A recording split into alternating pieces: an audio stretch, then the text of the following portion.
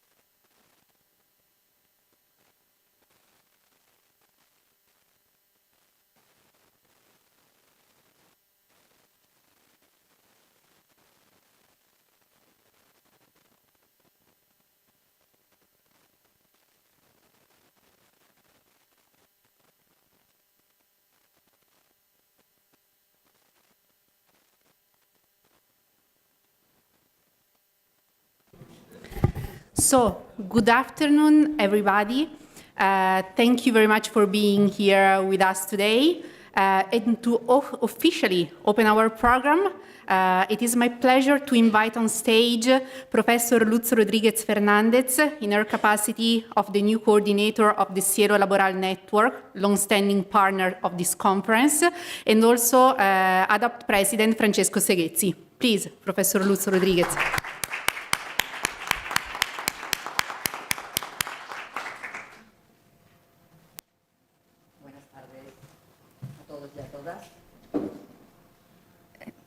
Buenas tardes a todos y a todas. Ciao, ¿cómo estáis?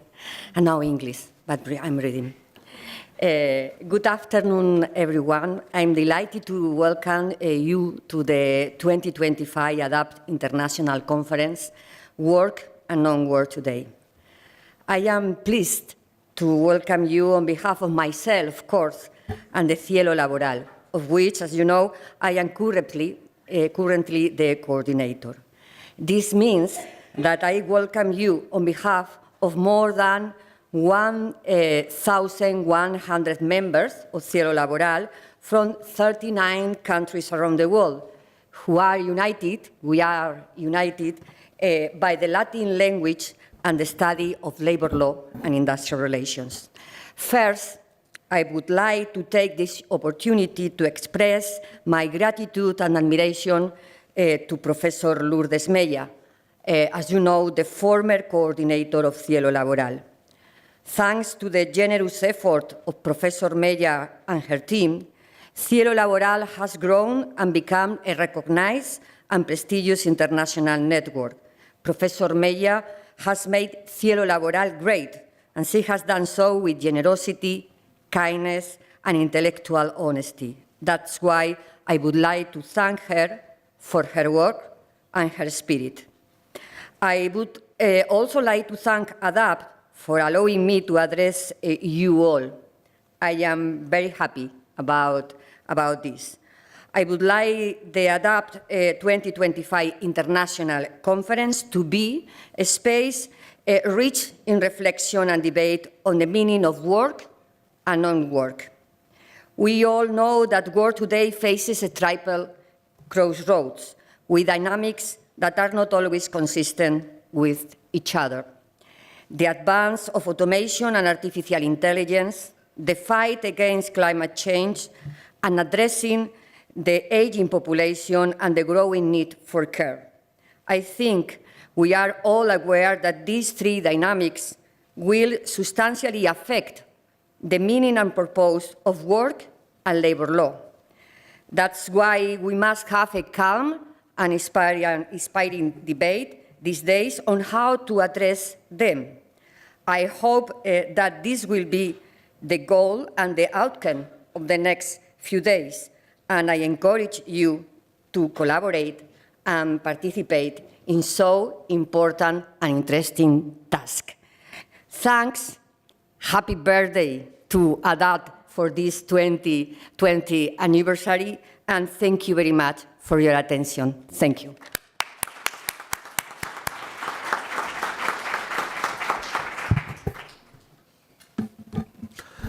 Good afternoon to everyone. Thank you for being here to this 15th conference during the 25-year anniversary of ADAPT, so it's a very special year for us.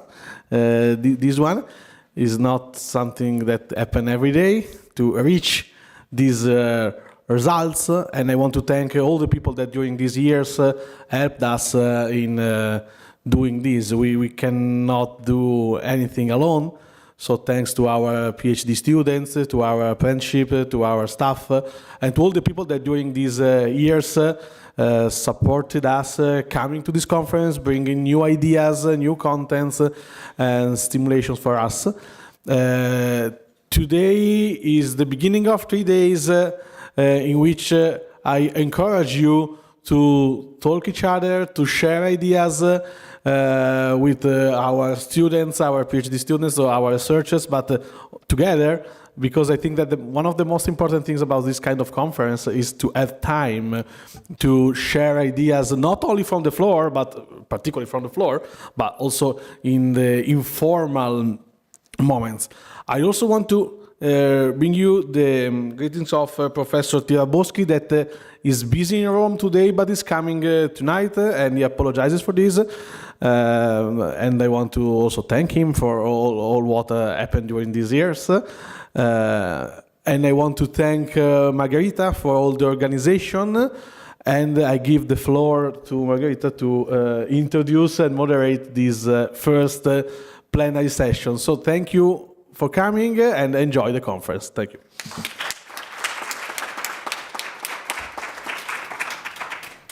Thank you, Lutz. Thank you, Francesco, for these opening speeches. Before moving into the core of this session, let me briefly share 2 practical notes. Due to the national strike taking place in Belgium today, an important exercise of the right to strike, a couple of our speakers will be joining us remotely. Nevertheless, all planned contributions are confirmed, and we are very pleased to keep the full richness of the program. And finally, this is my role today, a gentle reminder to all speakers to keep within the agreed time limits so that we can preserve the space for each contribution. So, our plenary begins with a conceptual lens and progressively moves toward institutional, comparative and technological perspectives. This will allow us to see how ideas, evidence and policy approaches converge in redefining the boundaries between work and non-work. We will start with Matteo Colombo, President of Fondazione ADAPT, a colleague of mine. I'm very happy to have with me today, who will offer us a conceptual framing of the new great transformation of work. So how emerging forms of work, learning, care and social participation challenge the categories traditionally used to distinguish work from no work. Matteo, please, go ahead. Thank you, Margherita. I've got some slides. So, when they're ready. But anyway, I'd like to start underlining that since our first international conference, we choose to speak of the new great transformation of work as the horizon in which to frame all of our reflection about how work is changing. But I think that in order to frame correctly this concept, we have to go back to the origin.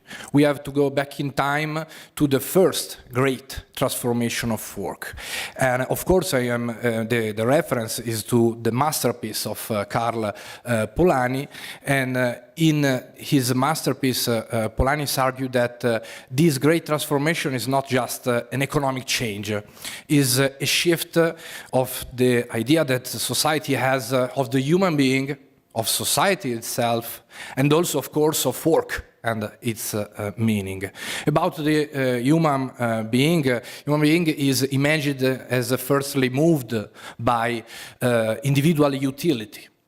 Society is conceived as a fragmented collection of individuals and also collective bodies, such as, for example, guilds in a lot of European countries lose relevance in this period or are being abolished. There is no one in the middle of the relation between the individual and the state.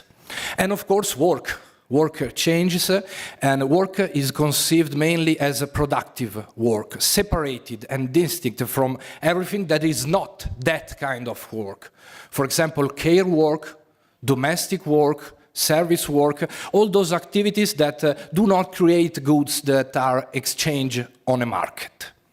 I think that an example can help us to understand how this transformation impacts on a lot of economic institutions, such as, for example, vocational education and training, and in particular, the institution of apprenticeship. If we look at apprenticeship in the pre-industrial era, so before the great transformation we are talking about, we see an institution where the modern distinctions between work and non-work were largely blurred. For example, the gap and the difference between productive and reproductive work was permeable.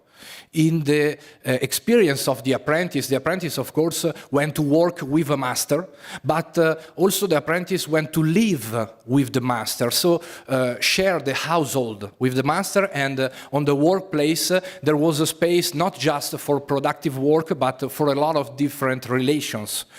Of course, the difference between work and training was not so clear, because the apprentice was working, and while working, stealing with the eyes the secrets of the craft of the master, he was learning. And also the skills were not just technical skills as we talk about it today, but were also social skills, relational skills. And of course also the boundary between working time and non-working time was totally different from the time of the industrial clock we link to the first industrial revolution and the second one. So, with the advent of the industrial society and the impact of the great transformation I mentioned before, all this was radically transformed. The productive work became strictly separated from what was not that kind of work. So, all the distinction we are still talking today about, from one side, the factory, the home, the public and the private spheres became distinct words with different gender roles. Another important topic when we talk about work and non-work is also about gender roles. And the boundary between work and training hardened became very clear. In this period of time in Europe, mainly were created the school system. This, of course, is good news, but while the school system was created, in a lot of workplace, training was expelled. It was not possible anymore to train thanks to the direct experience of work. You have to learn in different places, in different time. And the point about time is particularly important because it emerges a normative sequence according to which one first train and then work. And this is a different normative sequence that in a lot of countries is still operating, for example, in Italy today, where we have a lot of difficulties to integrate work and training. So, of course, different centuries have passed since the example I've made and since the great transformation that Polanyi described. And we know that different varieties of capitalism have emerged, different skill formation systems have emerged in all around Europe and all around the world. But I think that the idea of a certain idea of work, an idea of work as productive work, still represent today an active idea. Thanks to this kind of conception, we still today create rigid boundaries between what is work and what is not work. And also in training, still today we are quite not so sure if call training something that is realized while working. It is not so easy to call training that kind of experience. Of course, not in every European country, but for example in Italy, but not only in Italy, there is this kind of difficulty to think about an idea of pure training as a training that is realized in different places that are not working places. So the recomposition of work and training, despite many innovations we have observed in all these years, remains incomplete. So we can arrive, thanks to this jump back in history, to the new great transformation of work. That is a changing that question the categories we have inherited from the past, all the categories that I have listed before. So, for example, under an anthropologic point of view, new needs, new purposes are emerging, and I think that no one can think today of the human being as only driven by individual utility.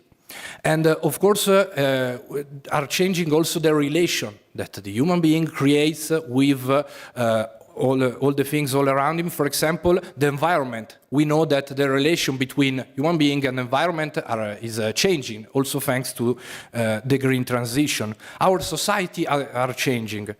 New forms of individualism are emerging, but also new forms of aggregation, new forms of collective dimension in the light of a demographic decline and an aging population, two topics that we will listen a lot about during these days. But also the idea that we have inherited from our industrial past and for the great transformation I've tried to describe is being challenged. The idea to measure the value of work only by time, the importance of skills are emerging, is more and more important. The organization, the work organization is changing in order to go beyond the rigid 4D model. Also thanks to the pervasive dimension of the technology. Of course, another topic we will listen a lot about is artificial intelligence and how artificial intelligence is nowadays changing workplaces. So, in this framework, I think that, and fortunately not only me, the role of institution is decisive in order to, of course, redefine the boundary between what is work and what is not work, including new activities that we can collectively recognize as such. But also avoiding, and this is the point that I will underline, the risk of encompassing within a concept of productive work experience that require an adequate recognition and do not fit to that kind of idea of work. So the problem is that if we enlarge too much our idea of work in order to bring in all these different work activities, the risk we are experiencing is to do not recognize the specificity of all these different activities. So I think that institution has also to take the advantage of the opportunity of constructing tools and instruments that can promote a dialogue and not just an overlap between work and non-work experience. I will do another example in order to hopefully make it clearer. Let's go back to vocational education and training. In this context, we know that that today is still more and more important, at least for two reasons. that can equip young people, but also adult people, and we will hear about this, with the skill useful to cope with the twin transition. So it has an economic role, very important, but it also has a social role for social inclusion, because it supports quality employment pathways. But I think that today we are observing the risk of a new reductionism. A concept of productive work can limit the effectiveness of programs like internship, apprenticeship, continuous VET, dual pathways, because if we emphasize only the work-related dimension of all this experience, we experience the risk of overshadow or forgot their educational purpose. So the quest is to bring balance between these two different dimensions, to work and training together.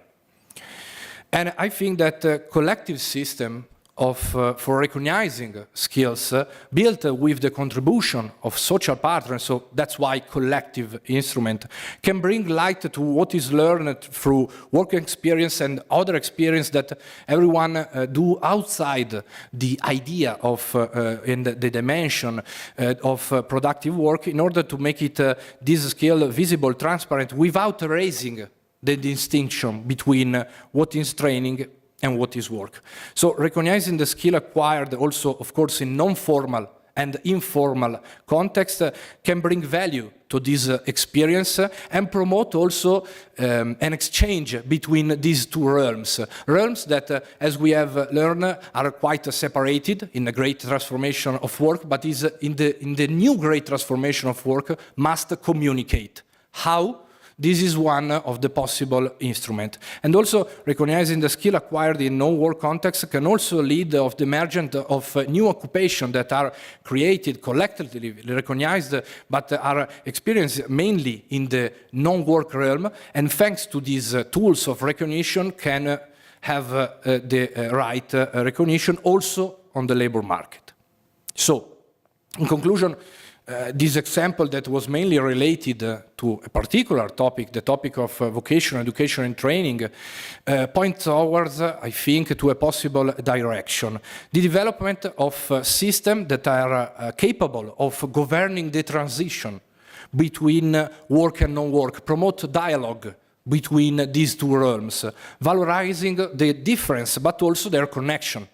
So I think that an overlapping between these two dimensions experience the risk of an idea of promote an idea of productive work related to training that can lose relevance to the training dimension of all the experience I've mentioned before. So in conclusion, I think that the new great transformation invites us to rethink the ways in which work and non-work can communicate, enrich one another, and contribute to the construction of a plural concept of work, one capable of representing the social complexity of our changing society. Thank you for your attention.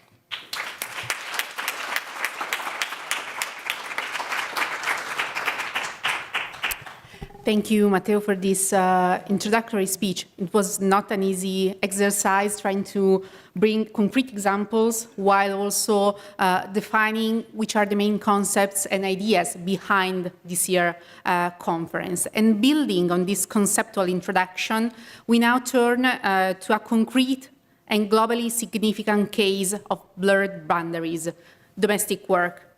Claire Hobden, behavioral scientist and senior specialist at the International Labour Organization, will guide us through the long history of exclusion that domestic workers have faced and the ongoing efforts to secure real rights and recognition for them. Claire, please, the virtual floor is yours, but before handing over to you, let me also take this opportunity to greet everyone who is following us online on the ADAPT YouTube channel. Claire, please.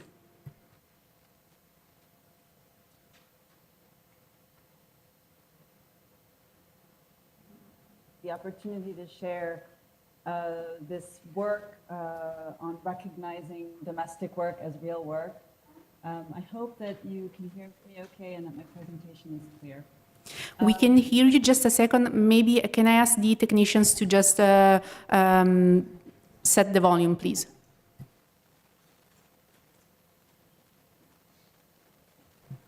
Okay, go ahead, please. Thank you. Great, thank you very much.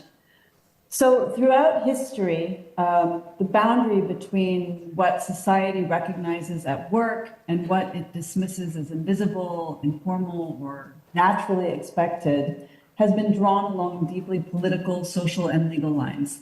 Nowhere is this more evident than in the very long struggle for the recognition of domestic work. So tasks such as cleaning, cooking, and childcare have sustained households and enabled all other forms of economic activity and supported entire social systems. But for decades, centuries, they've been excluded from labor protection and undervalued in public policy and largely ignored from economic analysis.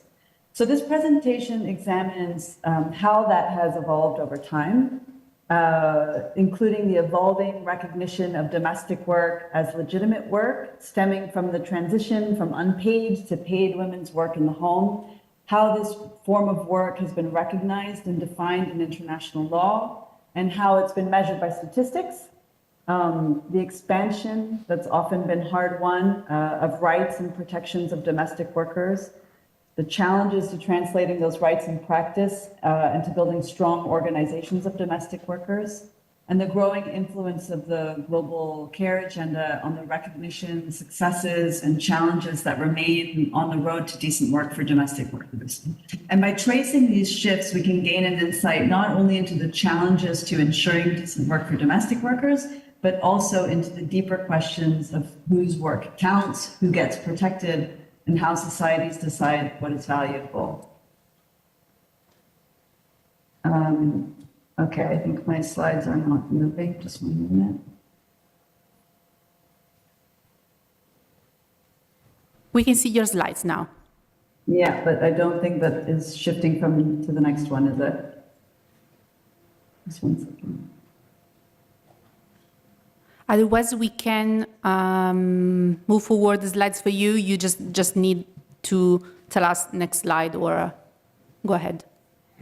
Okay, well, go ahead, please. Next slide. Okay. So many of you have likely heard that domestic work referred to as an invisible workforce. This often refers to the fact that domestic workers and domestic work takes place behind closed doors outside of the reach of public authorities. In most cases, scholars attribute the continued invisibility of domestic work to the fact that it was first performed on an unpaid basis and by and large by women in their own homes. Next slide, please. And indeed, domestic work evolved from unpaid family labor into waged labor, driven by social hierarchies, colonization, industrialization, and migration. Domestic work answers to the needs of household maintenance, from cleaning to cooking to caring for children and the elderly, work that's really essential to life itself. And over the course of history, domestic work became one of the main forms of slave labor, thus still unpaid. And both within communities and within nations and eventually across nations and across continents. A really particularly important turning point was industrialization. So before industrialization, households were centers of economic production. Women's domestic work like spinning, sewing, baking, laundering, and childcare contributed directly to family income. So although these tasks were unpaid, they were economically productive. Industrialization disrupted that system. So factories and workshops replaced home production, stripping household labor of its direct economic value. So women's tasks also became purchasable services. Wealthier families could buy products and services from outside the home, and tasks women previously performed for their own families now had a market value as services that could be purchased by others.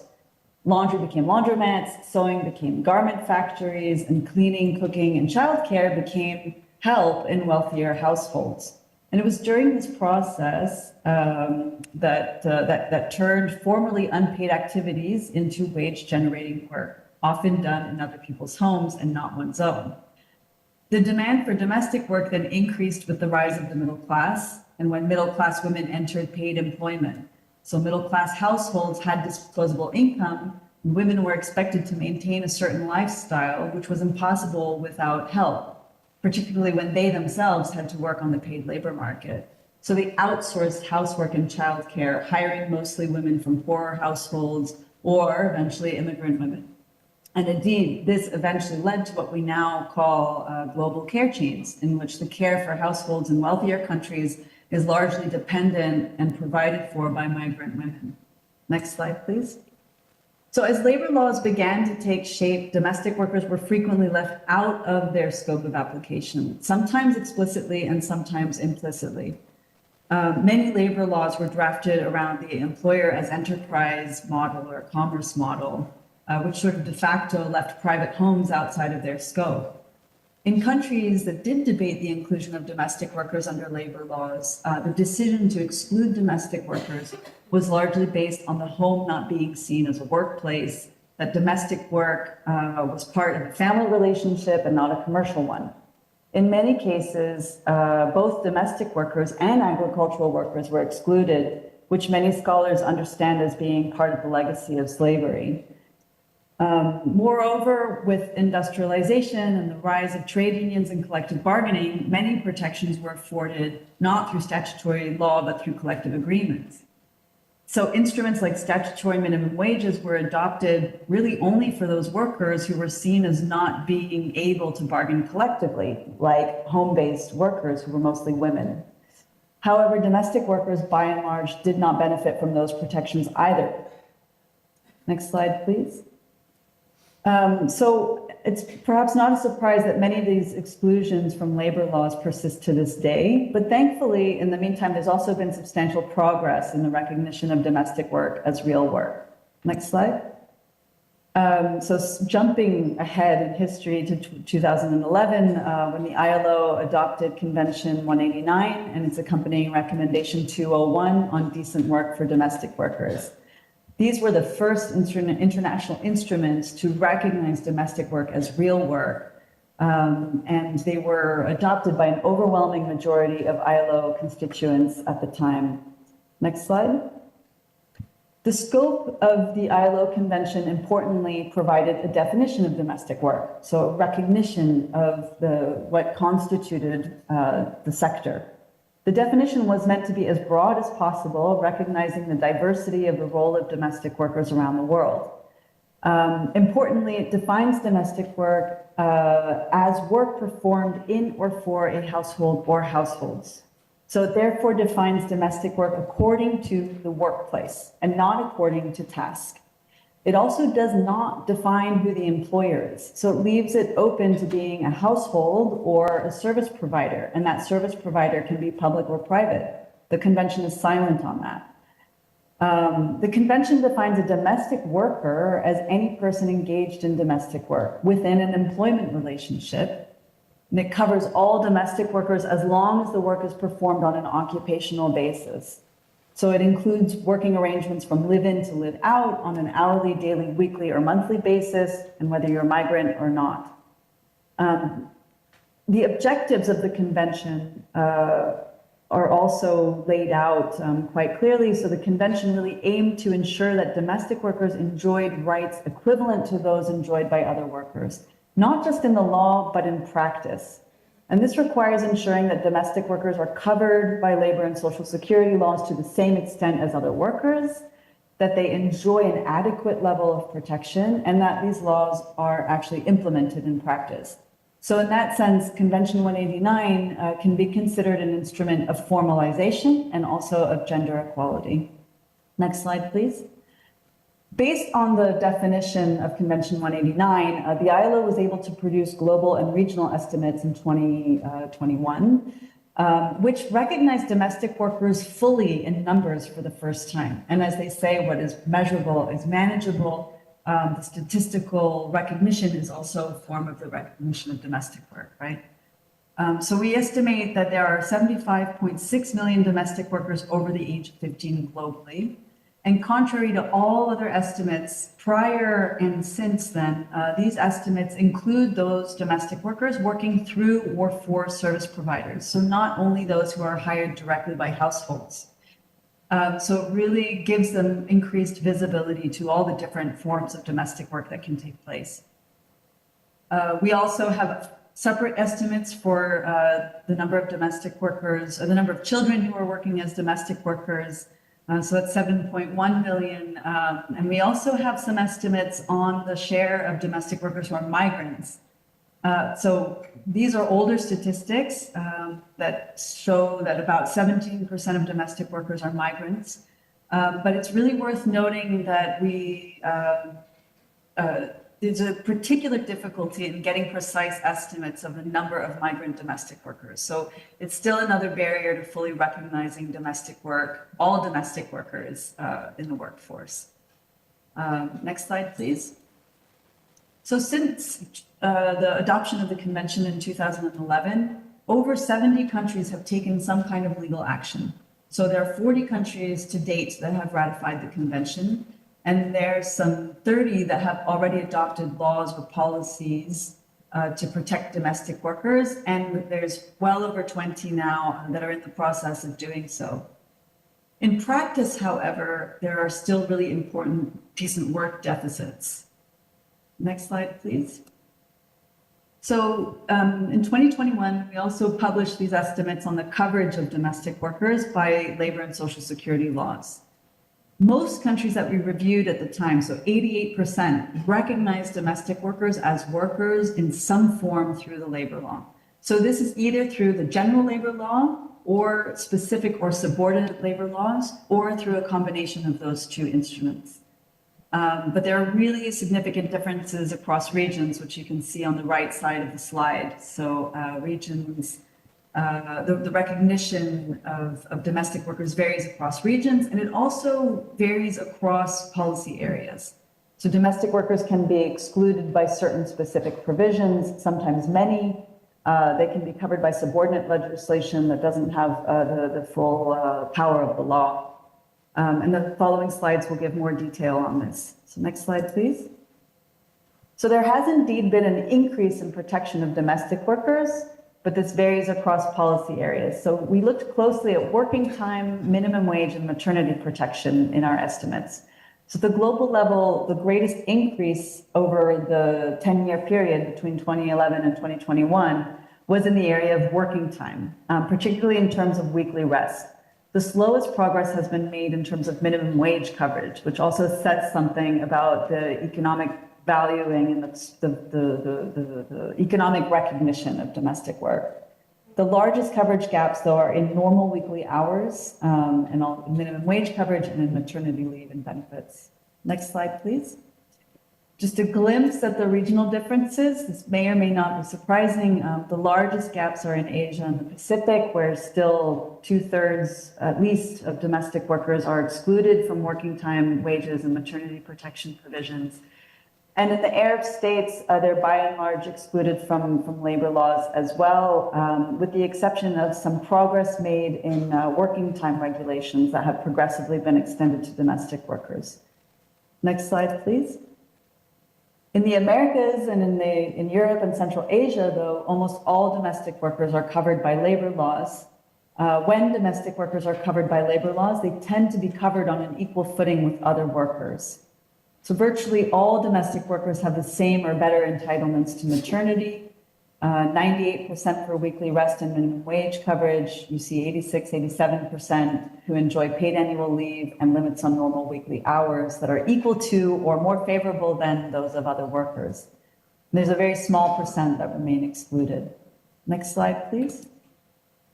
Africa stands a little bit aside. We see more frequently here, especially in the areas of wages, that domestic workers sometimes are covered by labor laws and wage provisions in this case, but not to the same extent as other workers. So they don't enjoy equal rights. And of course, as we know, there are also a high proportion of live-in domestic workers who receive a high portion of their payment in kind.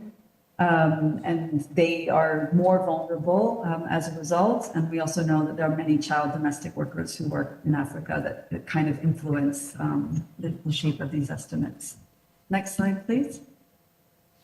And finally, in terms of progress, there's been a huge amount of progress in organizing and collective bargaining.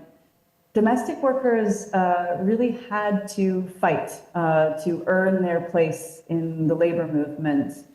So here again is you see an arc of progress of recognition as workers. So domestic workers have organized around the world and around this common identity, this banner of domestic work. It's no coincidence that they organize as domestic workers and they have the Domestic Workers Convention.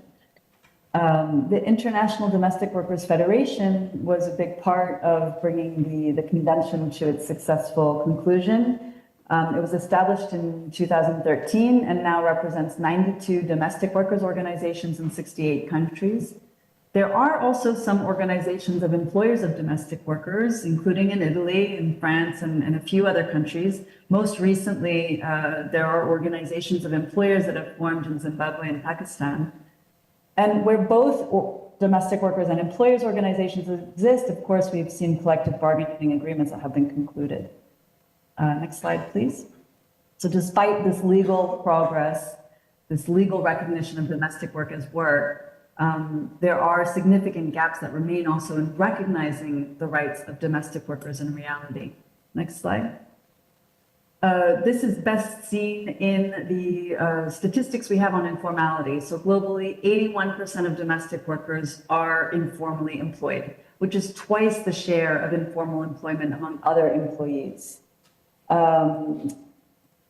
There are two sources of informality that we use. One source is the exclusion from labor and social security laws, and the second is a gap in implementation of those laws. So they're covered by the laws, but not seeing their rights realized in practice as measured by contributions to social security. So in Asia and the Pacific and the Arab states, as we saw, the largest source of informality is legal exclusion. But in regions like Europe and Latin America, where there are also high rates of informality, the source of informality is gaps in implementation, and therefore gaps in the recognition of rights. Next slide, please. We also see this manifested in the wages of domestic workers, which are still very low compared to other workers. So domestic workers globally earn just 56.4% of the average monthly wages of other employees. And this is even lower for women domestic workers and for informal domestic workers. It's a demonstration of the undervaluation of the labor of domestic workers and their contribution to economies.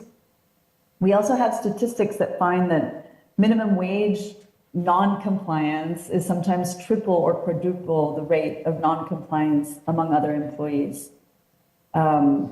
I should also note that we also see that we were talking about skills earlier, that when domestic workers go through skills training programs, we also see that those skills training programs rarely, if ever, translate to higher wages, which also suggests an undervaluation of the sector. Next slide, please.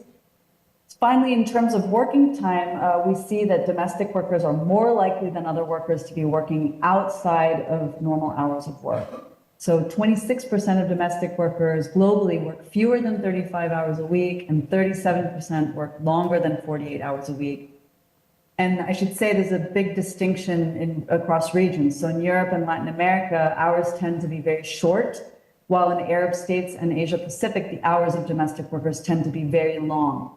But both are associated with very high rates of informality. Next slide, please. So finally, there are further challenges to recognizing rights. In terms of legal implementation, there are threshold provisions that often exclude domestic workers related to working time or income. So if they work fewer than a certain number of days per household, they are excluded from the scope of application of certain laws. They can be misclassified as self-employed workers. There can be a lack of institutional capacity to implement rights, such as through social security systems. Often they're not capable of receiving contributions from multiple employers. And then there are also deep issues in the recognition of freedom of association and collective bargaining. Workers in several countries have no right to freedom of association. Where they do have the right to organize, though, domestic workers have to organize one domestic worker at a time. They don't have the same bargaining power, as those workers who work in factories, for example, or companies. So domestic workers and employers also don't always identify as domestic workers and as employers, which also acts as a barrier to organizing and is an issue of recognition. Domestic workers' unions increasingly participate in social dialogue, but they often have to carve their way into it. For example, at the European Union level now, the social partners representing the sector are still fighting for the full recognition of the sector for the purposes of bargaining and social dialogue. But they're doing, in the meantime, fantastic collaborative work to make sure that the sector and the needs of the sector are visible. In countries where collective bargaining exists, there are also challenges to implementation. For example, in Sao Paulo in Brazil, there was a collective agreement that's been in place for the last several years, which has been a huge victory for the domestic workers movement. But there are still challenges in the application of that agreement. So complaints that are received by the labor courts under the collective bargaining agreement are often being dismissed on the basis that there is no economic category for the domestic employers, that households don't meet the criteria to fit that definition. And I just wanted to pause here to recall a really striking statement that I had once from the president of the employers organization in France, which is that households are the #1 employer. They're the largest employer in France, which is perhaps the closest proxy measure that we have so far of the size of the economic contribution of domestic work to the economy as a whole. Next slide, please. So while domestic workers, they have succeeded by and large in achieving legal recognition as workers in many countries and in many regions, although not everywhere, they've also recently been faced with new challenges, which is being recognized as care workers. Next slide. So you have certainly been confronted with the notion of the global care crisis. We estimate that 1.9 billion children under the age of 15 will be in need of care by 2030. There's also going to be a huge rise in the proportion of older persons who are going to be in need of care. In addition, there's 110 to 190 million people with severe disabilities in need of care and support. With the rapid aging of the population combined with labor shortages means that there are fewer people available to do paid care work. Next slide. So the ILO adopted a resolution last year that defines care work. In brief, we understand care work to be composed of both direct care and indirect care work. So direct care being personal care activities and indirect care work being activities that provide the preconditions for personal care, like cleaning and cooking. And the paid care workforce includes those working in education, health and social work, and care work in non-care sectors, and finally, domestic work. So where care work is performed in or for a household or households, it can be considered domestic work as per the convention. Next slide, please.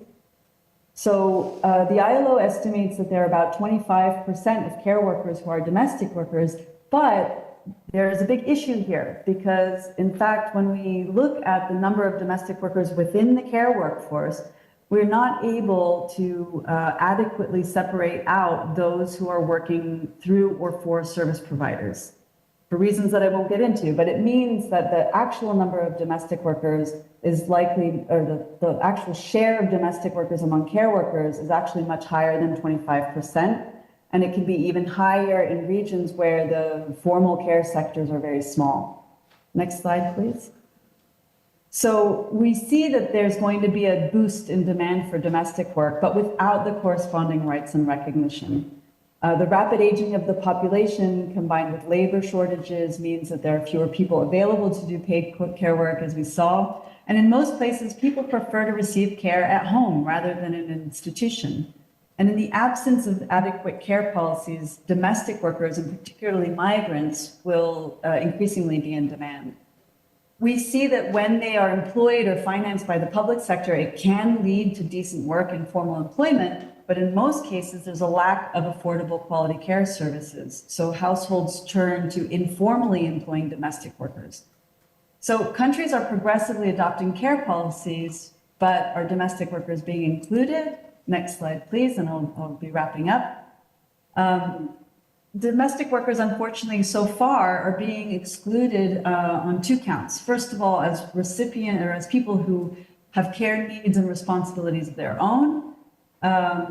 As we see, domestic work, only 6% of domestic workers have access to all branches of Social Security, through which they often gain access to certain care rights and services. And domestic workers are also unrecognized as care providers in most cases. So in Korea, for example, home-based childcare can be provided either through selected service providers, through private sector providers who serve as the employer, or directly hired by the household. All three types of home-based childcare fit the definition and the scope of domestic worker as per C189, but they don't benefit from the same levels of protection, with those hired directly by households being by and large excluded from protections. And we see similar patterns in Singapore and in many other countries in the world. So next and last slide, please. There are also renewed challenges to organizing, interestingly, with this new frame. So unions to date, as we saw, have organized under the banner of domestic work, and they formed a collective identity that way. And many domestic workers, it should be said, really internalized the low social value of domestic work. So there's been a mix. So you have those domestic workers who prefer to identify as care workers, and so distancing themselves from the label of domestic work.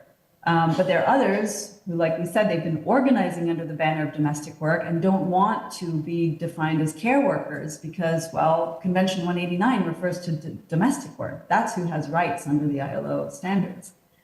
So sometimes we've seen new organizations of care workers that are being created, and it's creating some tensions and fragmentation in the labor movement. So as a result, social dialogue around care policies can risk further excluding domestic workers. Last slide, please. So in sum, domestic workers have made significant progress in being recognized as workers in laws, in statistics, and to some degree in society in a lot of countries. And it's important progress, and it's been the result of the organizing of domestic workers as domestic workers, and a result of action taken by those decision makers who do recognize domestic work as work. But the evidence shows that the road to decent work for domestic workers is still long, and efforts to extend labor and social protection and recognizing freedom of association and collective bargaining really must persist in regions where domestic workers still face legal exclusion. In countries where they are covered, there remains a need for the rights of domestic workers to be recognized. And everywhere, there remains a need to recognize the social and economic value of domestic work. And while the era of care provides opportunities for this social recognition, the materialization of those opportunities really depends on continued efforts to, first of all, center Convention 189 and the decent work agenda for domestic workers in the care agenda, and two, to recognize domestic work as care work. And finally, three, to ensure the voice and representation of domestic workers. After all, it's not only the work of domestic workers that makes all other work possible, it's also their organizing work that has contributed to a fairer and more caring society so far. Thank you, and I apologize for going over time.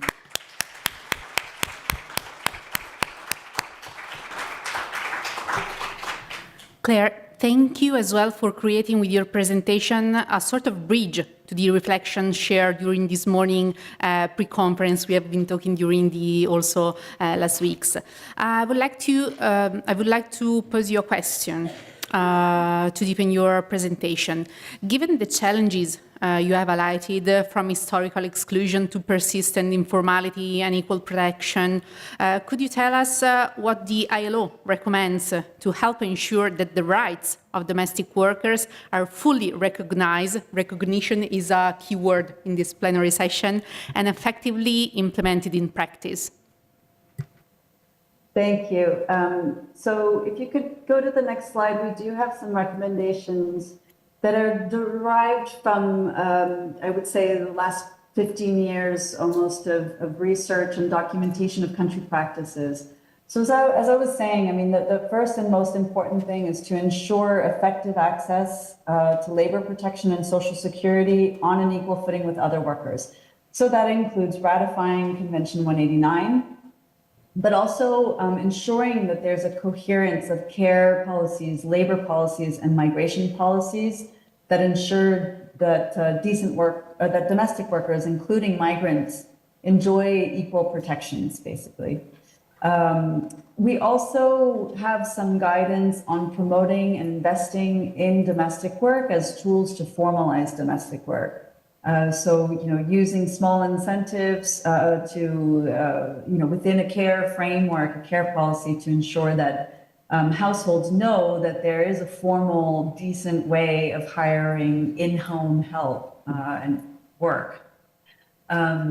Recognizing and remunerating the skills of domestic workers acquired through relevant training or experience is also a really key part of the care agenda. As I was saying, we see that skills right now, our skills training is not translating to higher wages, which points to the lack of the social valuing of domestic work, and there's more reflection of willingness to pay domestic workers than of capacity to pay domestic workers from the statistics that we have available. And finally, ensuring domestic workers have access to maternity protection and affordable quality care services for their own care needs. Next slide, please. So there are two other areas. The second one is including domestic workers within care policies as providers of care. So we were saying that, you need to recognize that domestic workers are actually part of the care economy right now, whether they're formalized or not. And so they need to be recognized and include them in these schemes that incentivize or subsidize care delivered to private households. And providing them access to skills training, but that those skills training and recognition opportunities must be linked to formal employment opportunities. So a written contract that's in line with the applicable laws and policies, and that also ideally links directly to a social security registration and contribution system. And all of this always within the context of social dialogue. So ensuring the voice and representation of domestic workers and employers of domestic workers. So that means including their organizations in social dialogue, ensuring freedom of association and collective bargaining, and of course promoting international, national, and sectoral collaboration, which, as I said, I think is really essential to ensuring that the care crisis and the future of care is addressed in a very comprehensive way. So we have a series of publications that are available on the last two slides of this presentation, which I hope you'll all be able to make reference to in your research and work going forward. Thanks.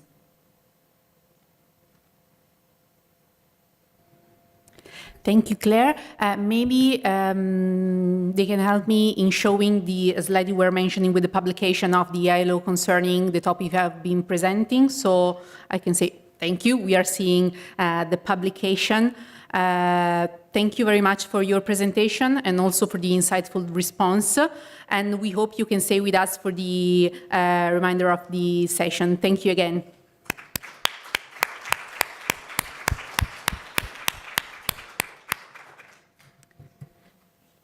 So this ILO analysis brings us to the broader question on how public institutions can support inclusion and participation, other two keywords of this ongoing conference.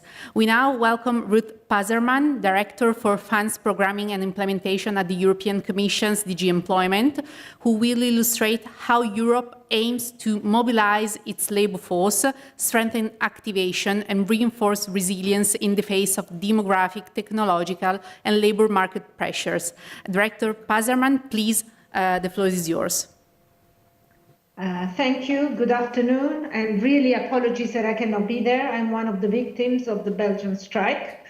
I'm going to talk indeed about the fact that, we all know that Europe is confronted with a lot of challenges at the moment, the just transition, the technological transition, including artificial intelligence, a war on our doorstep, adverse geopolitical dynamics overall. So we have to improve our competitiveness, and last but not all, the demographic challenge, because we have a decreasing workforce in reality. We expect that we will have 7% less workers in 2040. So basically losing about 1% of workers per year, actually. If I can give you, if we can go to the next slide, just to give you a few examples of how things are, we're looking at.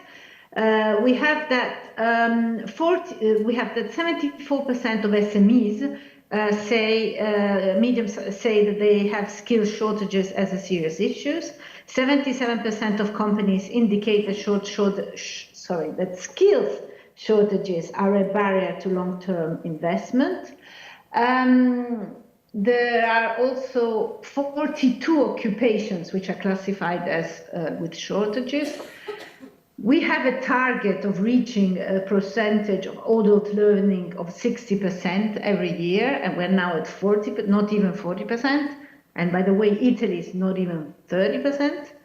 And on digital, basically over 90% of jobs require some kind of digital skills, and when now only about 54% of the older population has basic digital skills. So, and also reading, mathematics, and science data is, due to the PISA, I think maybe will be presented in the next presentation, but the results are not improving. So this is really an issue. And what can we do to address these issues? How can we build a resilient workforce and make full use of its potential?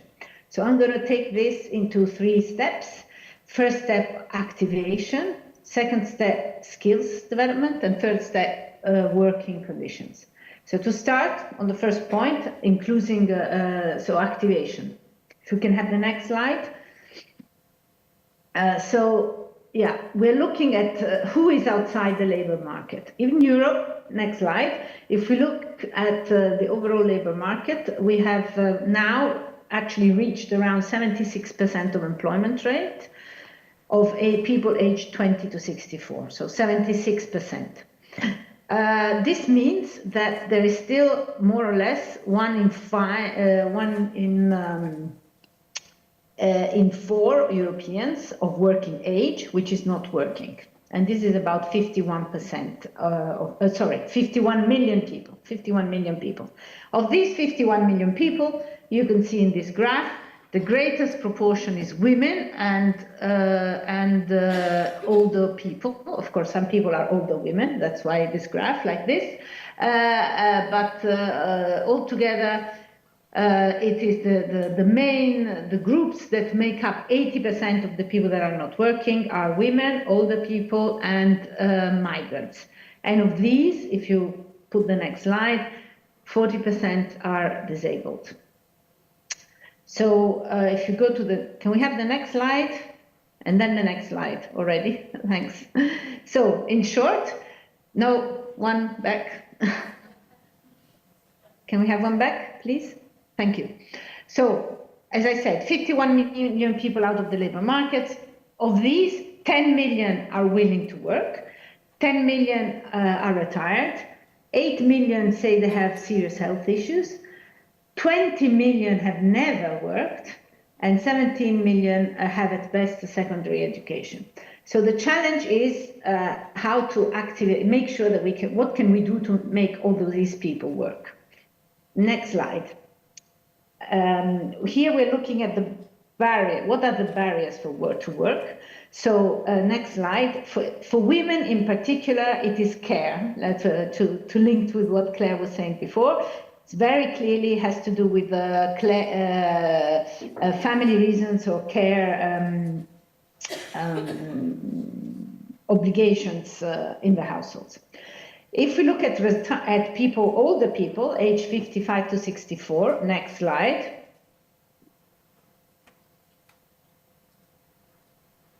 Okay, this is about women the issue that concern women, but we can go back there. Can we go the next slide? I'm also trying to accelerate. Older people, it's basically because they've retired earlier. So it's quite a big proportion of people retire before they're 64. And this is what, and if we go to the next slide, sorry about this, next slide, we have the issue of migrants. For migrants, there is clearly an issue of discrimination, but also an issue of language skills. That's quite an important, that they don't manage to integrate in the labor market because of language skills. And last but not least, if we look at the next slide, looking at for people with disabilities, there is a lack of adaptation. There is also an aspect of discrimination, but also an aspect of, let's say, limited adaptation of working spaces for people with disabilities. So so these are what we are having identified, if you want, the causes. We have to look at what we can do to address these issues. So, for example, for women, it's clearly an issue of ensuring care, ensuring early childcare education, care and education from the earliest age, but also, for example, not having double taxation, not having a common taxation of men and women, because that is actually disincentivizes usually the weaker person in the households, which tends to be women, to work at all. For older people, really what is important is to improve pathways in retirement, which allow also, for example, partial work, and that make it easier for people to stay on working to their full potential as long as they can. And for migrants, it is actually very important that we manage to recognize their qualifications and that we manage to also support language training, also cultural training. And for disabled people, really the key issue is both the adaptation of the workplace and the reduction of the benefit traps. Now, if we advance, I would like to focus on my second point, because so having said that, there are all these things that we should be doing. At European level, these are covered by various initiatives. The most important one is the European Pillar of Social Rights and its action plan, which indeed has an objective of reaching the employment rate in 2030 by 78%. We are relatively on track with our objectives, but we also have an objective of reaching 60% of adult learners adults participating in some form of training every year. And as I said before, we're only at 39% for the moment. But we also have other initiatives which are mentioned in this graph, which look, for example, very much on the issue of women's rights and care, in particular early childhood education and care, and also a disability employment package, etc. Now I want to focus only on one of these various initiatives, which is the Union of Skills, because as I said at the beginning, one part is labor shortages, but the second part is skills shortages. The Union of Skill is really a very is one of the first initiatives of this Commission. The European Commission has a mandate every 5 years. The current one started in just a year ago, exactly a year ago, and already in March it came out with this big initiative on the Union of Skills, which is about making sure that people are empowered to upskill and reskill, but also that companies can find people with the skills they need, and that there is also recognition of skills and qualification across the single market. And honestly, there are lots of actions in all dimensions. I want to focus, they are focused in these 4 dimensions of this graph. So the first dimension is building skills. So making sure that the foundation, the first years, so really school and the high school or vocational training is the basis, is a good basis for everybody. The second is the issue of adult learning, because we are convinced that it's the job for life, not only the job for life is gone, but also people will have to have longer careers, which also means that they will have to adapt, because the rhythm of change is much increased. Therefore, it is important to upskill and reskill everyone. Now it's about digital and the clean transition, but in future we don't know what it's going to be. We need to have systems which take into account the fact that people will have to change their careers throughout their working life.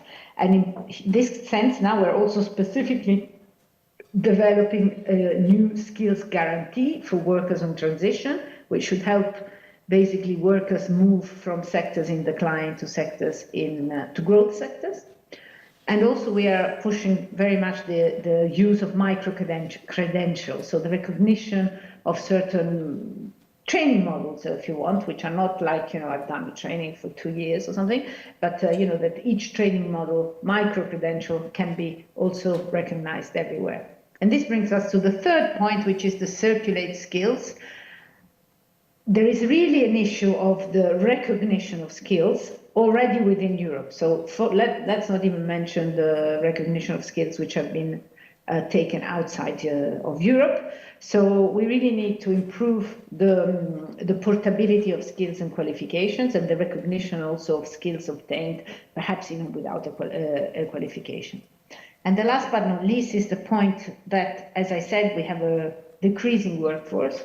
So we should be able to identify the profiles that we need and to be able to open the doors of Europe to allow the talents that we need to enter, to develop, and also to stay in Europe to help us develop.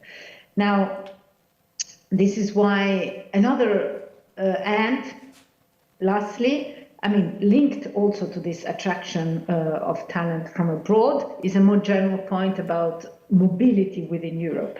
So it should also be, this is one of the bases of the European Union was free movement of workers. But this free movement of workers within the Union exists, but it could be further incentivized and also further protected, let's say. So we're going to work on this in the future, as well as yesterday, I think, the Commission adopted a new human capital recommendation, which is exactly looking at what member states can do to address, let's say, these issues at their level, yes? Or everything that I've mentioned, what can be done to get a more competitive skill set at the member state level. But thirdly, I want to address my third point, which was the, actually, I don't remember what the other slides say afterwards, but okay, well, I don't know. Okay, I think that's it. The third point is the issue of the working condition. It's not enough, so far I've just said what we can do to make people more attracted to work or more attracted to increase their skill set, but this also has to come from something that we give to the workers. And this is about fair working conditions. Fair working conditions means is also part of the explanation why some people don't look for a job. So, because perhaps they're lowly qualified and they cannot find a situation which is where it's worthwhile for them to work. So far, 1 out of 5 jobs are low-wage jobs. And then also there are quite a lot of jobs which have bad working conditions in the sense of timing, or night work, flexible work, on-call work, or somehow exposed to unhealthy situations. We still have quite a lot of accidents at work, for example, in Europe. What we are quite happy, actually. 5 years ago, the Commission did a directive on minimum wage, which was indeed making sure, pushing all member states to install a minimum wage, unless they have very strong bargaining social collective bargaining, in which case it would be the collective bargaining that comes first. So the member state, the government doesn't have to intervene with the minimum wage if there is an agreement at the level of collective bargaining. This directive was challenged, but luckily the European, I mean, we are confident, we were always confident we would get it, but in the end, the European Court of Justice has given us right, and this has been, so this directive is now fully into force. We are very happy about that because it allows member states who have been implementing it and have been introducing minimum wages to go full ahead in that line. Last but not least, this mandate, the Commission will also work on a Quality Job Act. So very soon now we will publish the roadmap on how we get there, and this will be looking at the issues I've just mentioned, so health and safety at work, the working conditions, the pay, etc. And the idea is really to make sure that there is quality employment in Europe, and that, for example, the digital opportunities the digital transformation is an opportunity and not lived as a threat by workers, and to ensure that there is a minimum, let's say, a level playing field for everybody, and in particular the most vulnerable workers. So the roadmap is going to come up before the end of the year, and that the actual act will be next year. So this is what I wanted to touch, these 3 points. Let me just conclude by saying that at the heart of building a resilient workforce in the EU is really the coordinated effort of policymakers, businesses, and trade unions. And we really believe that when workers and employers shape together solutions, and when we base our policies on solid evidence, we can really achieve progress. I mean, something that has strength and can be implemented by the member states. If you go to the next slide, it is just a report on which I base some of the things that I said, and you can download it, and I just wanted to highlight it. If you have any questions, happy to reply. Thank you.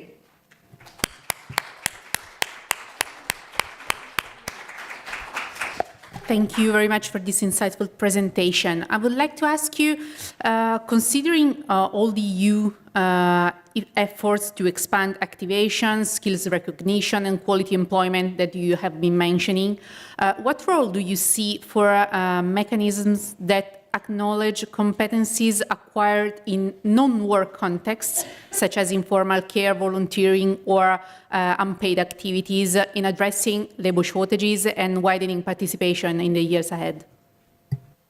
So we are very favorable on this, on recognition of informal, let's say, qualification or informal experience. As always, what the Commission wants and what actually happens on the ground is not exactly the same thing. In some countries, it is more recognized than in others. And also, this is what I mentioned when I mentioned the micro-credentials. So we are also pushing for this, which basically micro-credentials would be formal, but they're not a long cycle of education. They would be like a training, like what Claire was mentioning before. So you would have the formal, you have done something which is formally a training, but it's a small training. It's not a PhD. I mean, not even a PhD, but it's not even, I don't know, a traineeship of 6 months. It may also be a very small online course of, 20 hours, yeah, something like that. So, or 3 days training or something. So on one hand, recognition of micro-credentials of existing trainings, the formalized trainings, and on the other, pushing on the recognition or informal acquisition of skills without a piece of paper that says that you've done the training. thank you also for this answer. I hope you can stay with us for the remaining speeches. Yeah. Thank you again. And now, from the EU perspective, we now broaden the lens to international comparative evidence. We are pleased to welcome Dr. Rosetta Causa, Senior Economist and Deputy Head of the Public Policy Analysis Division, responsible for the labor market and inequalities team of the OECD Economic Department, who will share key insights on how shortages, inequality and job quality interact, especially in sectors where paid and unpaid activities are closely connected. Dr. Causa, the floor is yours. Thank you. Thank you. Thank you. I am very glad to be here. Thank you for the invitation. I also think that it's a very nice setup in the sense that what has been said before resonates to some of the things I'm going to speak about, so it's quite complementary, I think. So first of all, let me say that this is joint work with my co-authors, Emilia Soldani, Maxime Nguyen, and Tomomi Tanaka from the OECD. So this is a paper we have done a couple of years ago for the Economic Policy Committee of the OECD. So just a few words of background and motivation for this work. This was happening after COVID. So we know that the labor market recovery after COVID has been very strong.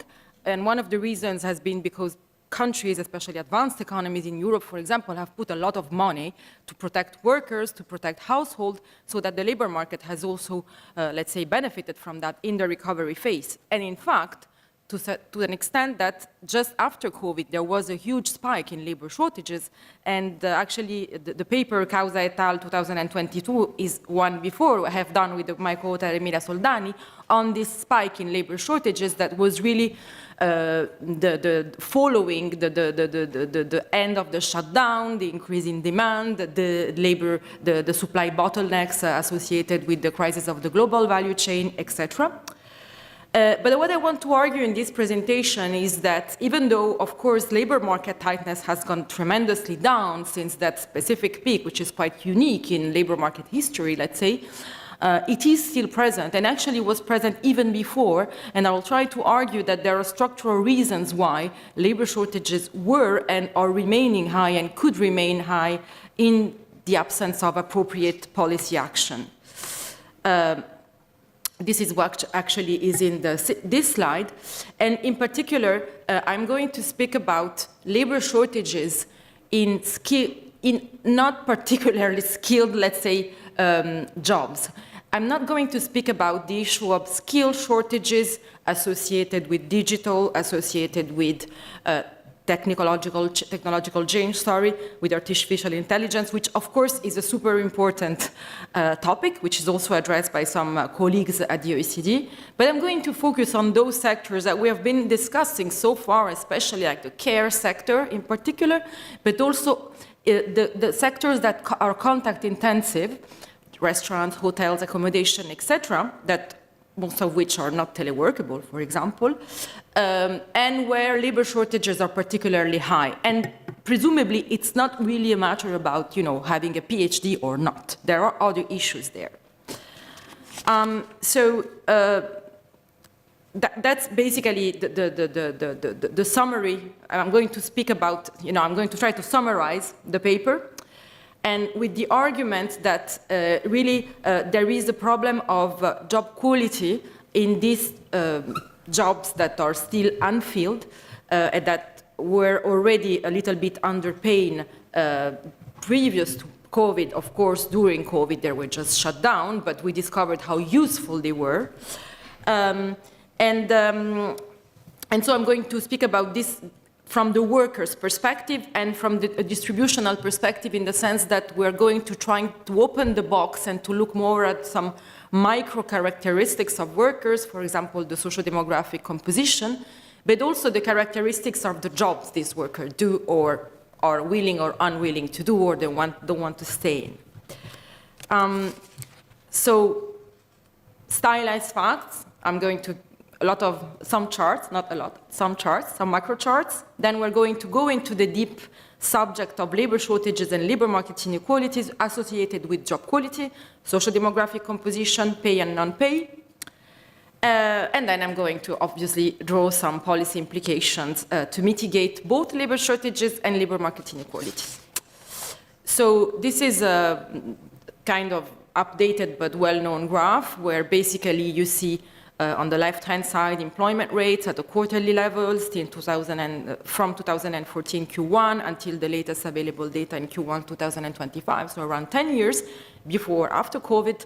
You see this spike in unemployment and drop in employment in several countries, much more in the US and Canada than in European countries due to the pervasive use of short-time work schemes and job replacement schemes, which we all know. And this rebound in the labor market after COVID, quite strong. Of course, with, let's say, structural differences in, for example, employment rate that remain across countries. So, for example, you see that the employment rate in Italy is low. There is this cyclical spike, but it remains much lower than other countries for reasons that we know and we are not here to discuss. We would need another seminar. And correspondingly, the unemployment rate, which is a little bit of a mimic, of course, not exactly the same. There is labor force participation in the middle, but still, the picture is the one of a very strong effect and a very strong rebound. Again, really thanks to massive policy intervention. Something that has been very important before COVID and then has been halted a little bit during COVID for obvious reasons, and has really become super important, is the role that migration, international migration, has had and continues to have for the growth of the labor force. Okay, so in this chart, this histogram, it looks a little bit complicated, but there basically, you have the labor force growth in two periods. One before COVID, the other after COVID, so the latest one being 2023-24, so pretty recent. And so the growth of the labor force decomposed in the growth contributed by natives and by migrants, migrants being international migrants. And so as you can see, and this is, if you look at the latest periods, is the blue bar, not dash blue bar, and the dash blue is the previous period. And so as you can see, this contribution, one, has been very important in many OECD countries, and second, it has been the contribution that had allowed, if you want, the labor force to grow in some countries, because in the absence of that, there would have been a decline. And this is something you see in Germany, you see in Spain, you see, for example, also in Italy, okay? That if you look at the green bar, it's negative, and if the red circle or the losange is positive, it's just because the blue bar is quite positive. And this has been increasing over time, and there are reasons for that, but there are reasons also to make sure that this happen in a proper way going forward, due also to aging and all the let's say, the structural changes that we are facing. In terms of labor shortages, which is the topic of the paper itself, this is a very, let's say, standard measure of labor shortages. It's the vacancy to unemployment ratio. This is the way economists, microeconomists, labor economists measure labor shortages. And what you see here, that's quite simple. I've put the 2015 Q1 number, so let's say 10 years ago, around 10 years ago, the latest available data, 2025 Q2, and the post-COVID peak, which was, again, the peak I was referring to earlier. So as you can see, the post-COVID peak is really a summum, let's say, is extremely high. And today, we are below this peak, clearly everywhere, okay? But what you can also see is that we are well above what we were 10 years ago, okay? So there has been really an increase in labor shortages. In some countries, the level of labor shortages is really super high. In other, it's relatively lower. For example, take Italy. But if you see things in a relative perspective, this number for Italy of, this ratio has been more than doubling. So it's a big shock still, even though the level is relatively low compared to other countries. And so here is the point about industry. So let's see, okay, labor shortages at the global level are at the macro level, but where do we observe labor shortages, in which economic activities? So here in this chart, I put a selected number of industries, and on the one hand, at the left-hand side, you have the level of the job vacancy rate and its evolution over time, at the quarterly level again. And on the other hand, just to give a perspective between levels and really pure changes over time, irrespective of level, I have indexed the same variable, the same metric, at 100 in 2015 Q1. And so you can see both how labor shortages are evolving in the sectors that are shown here, and also where they were very high, because the story is not exactly the same. But the bottom line here is that first, there has been a trend increase in labor shortages. So you can see, of course, that they have declined when just, let's say, during the COVID and then picked up after. And that we see labor shortages in, a lot of these labor shortages are in these contact-intensive industries, accommodation and food, transportation and storage, human health and the social care sector, which has experienced a very important increase in labor shortages. And then, of course, and this is not going to be the focus of this is not the focus of my speech today, of course, also in ICT professional, scientific and technical activities, which is likely related to the evolution of the skills, of the demand of skills. But here what I want to point to is the large increase in labor shortages and their high level in these activities that are middle or low skilled in contact-intensive services. Another very interesting way to look at labor shortages when you think, and it is actually true that unfortunately we cannot go very deep in terms of what kind of job exactly are requested. If you look at official data that we use, like European Labor Force Survey data, for example, in the case of European countries.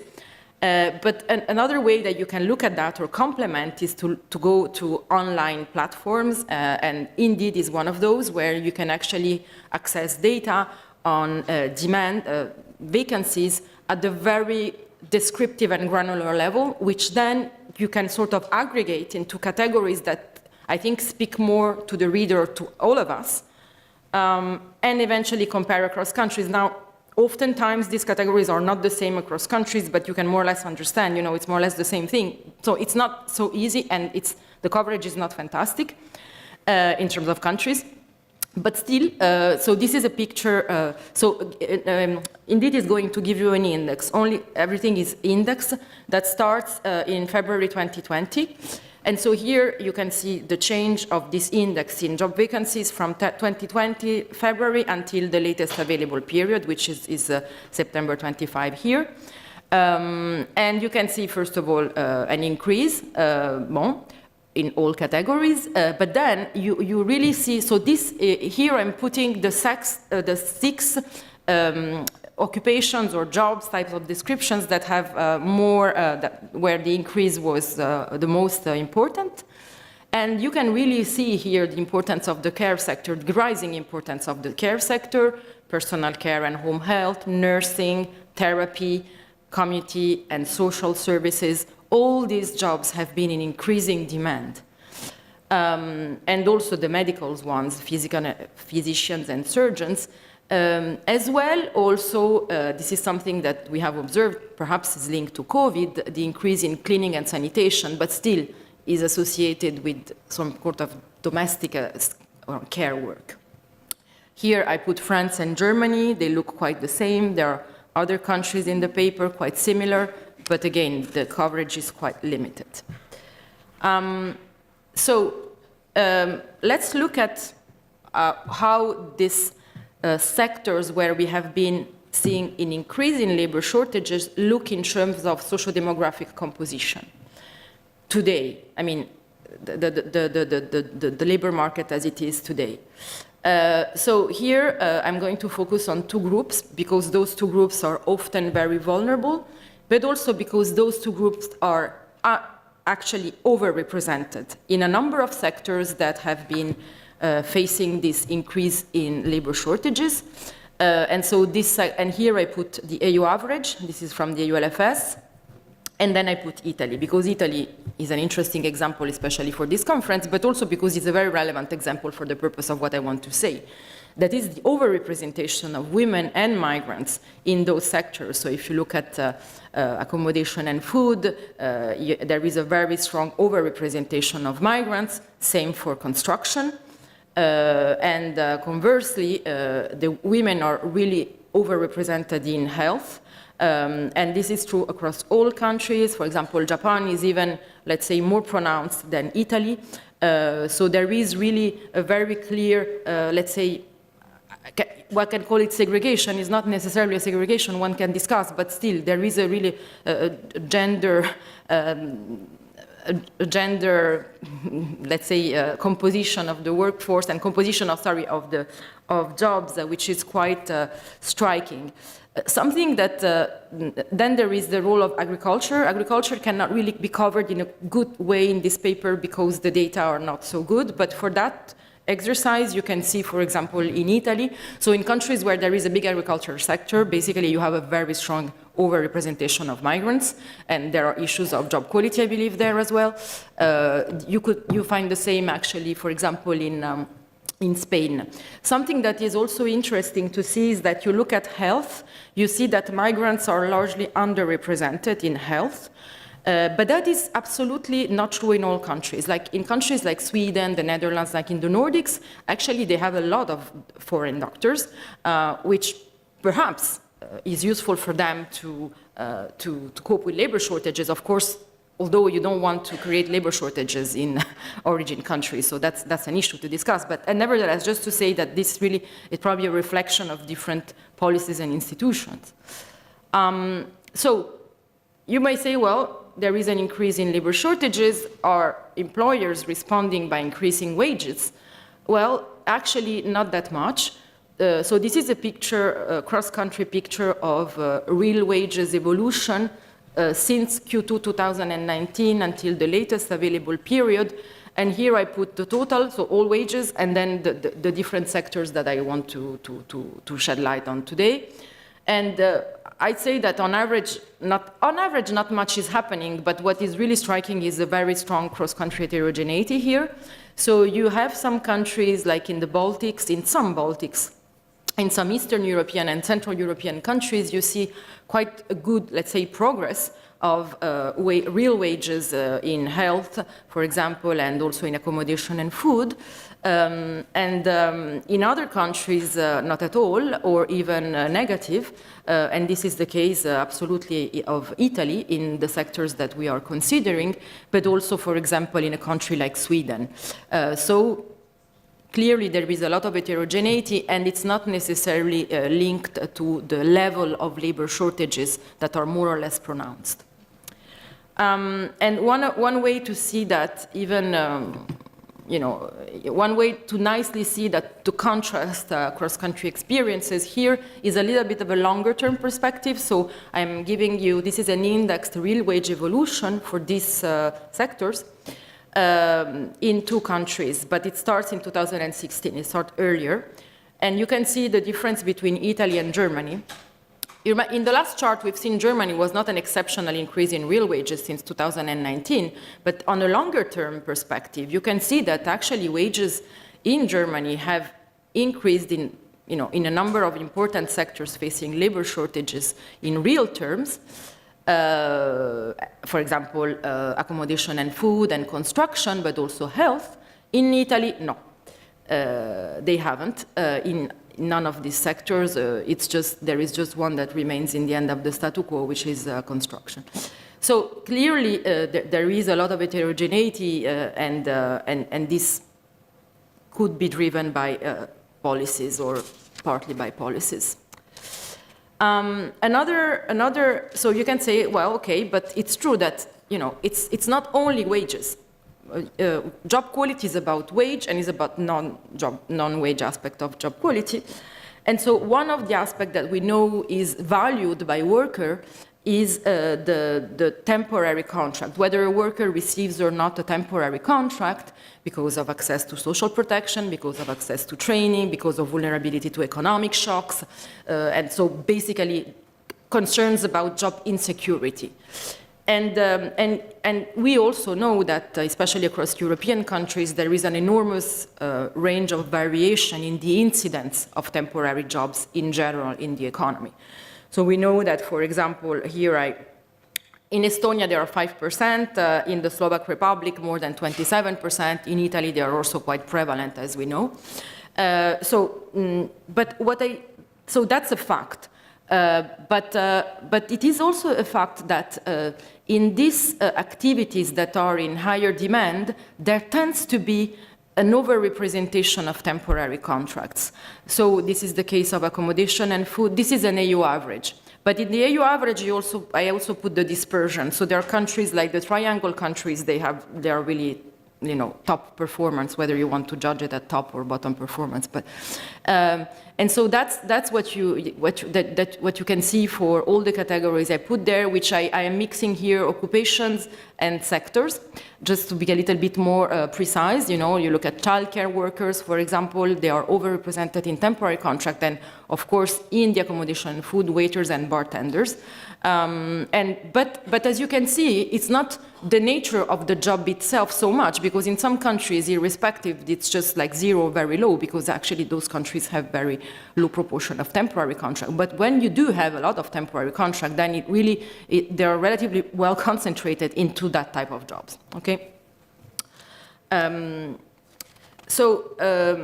Another aspect of job quality that has I think is being discussed more and more when we speak about flexibility, about working time arrangements, and this has become a big topic, especially after COVID, is the shift work.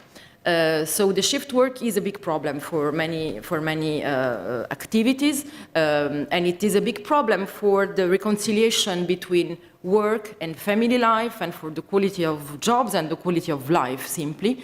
And here I have put, the average again across EU countries, because this data is not available across all the OECD, of the incidence of shift work. And so it's like 20% on average. It's a lot. But it is extremely, it's extremely prevalent in nursing, personal care, and all these care activities, care for the children, care for the elderly. The nurses, they have to wake up at 5 in the morning to see a patient at 8, and then they have to wait for 3 hours to make another 20 kilometers and see another one. Then they end at 8 in the clock, and they have had so many holes in their day that they could not fill, and then they are exhausted, and they have to take care of the kids. And this is... and this is also an issue of gender, especially in those care sectors, because here again, what I show is that this is the incidence of shift work in these occupations, and the incidence, the gender composition, and it's overwhelmingly women in these occupations. Of course, it's not the case all over the place. You look at road drivers, there is also a lot of shift work, and those are mostly men. So this is also, I think, something that deserves attention. If you put all these aspects of job quality together, and in the paper we also discuss access to training. Here, this is something that rings a bell to what has been discussed before. There has been an increasing, a very legitimate attention on issues about mental health risks at work. Okay, so here is really mental health, especially at the European Union level. So there has been this special module of the European Labour Force Survey on health at work. And so it's not extremely timely, but this is what it is. And these things do not change very rapidly over time. So basically here, it's a survey data where workers are asked if they are exposed to mental health related risk, and if yes, which one, and there are categories. And so this is a quite impressive statistic, because you can see, first of all, that on average across OECD countries, so as a percentage of the employed, you have almost 50% of the workforce that declares that, is exposed to mental health related risks.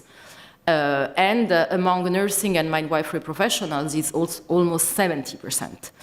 And so it makes really, you know, I think it is an alarming picture, and most of it is related to pressure or overload of work. As you can see, that's the blue bar, which applies especially to these occupations that have to take care of other people with difficult working conditions, difficult remunerations, and of course, issues or difficult issues to treat day by day, also at the human level. But also difficult customers, patients, or pupils. This is also in the personal care, but also in the restaurants and accommodation, and the cleaners. And then you also have other, we don't know what it is, and you have job insecurity, which somehow relates to the temporary contract story that I was telling before. Then this is more well known, but I thought it would be useful to add it as a reminder. So the non-mental but the physical health risks, they are they are very high in some countries. Sorry, here I'm not going to compare their levels. I'm just going to compare their relative incidence in different sectors. So the 100 is all sectors, so you cannot compare the differences across countries in terms of levels, but what you can compare is their over or underrepresentation in certain activities. And here you can see obviously the weight, let's say, of construction, for example, but also of other sectors like health also, because here it's not the fatal accidents, it's the non-fatal accidents.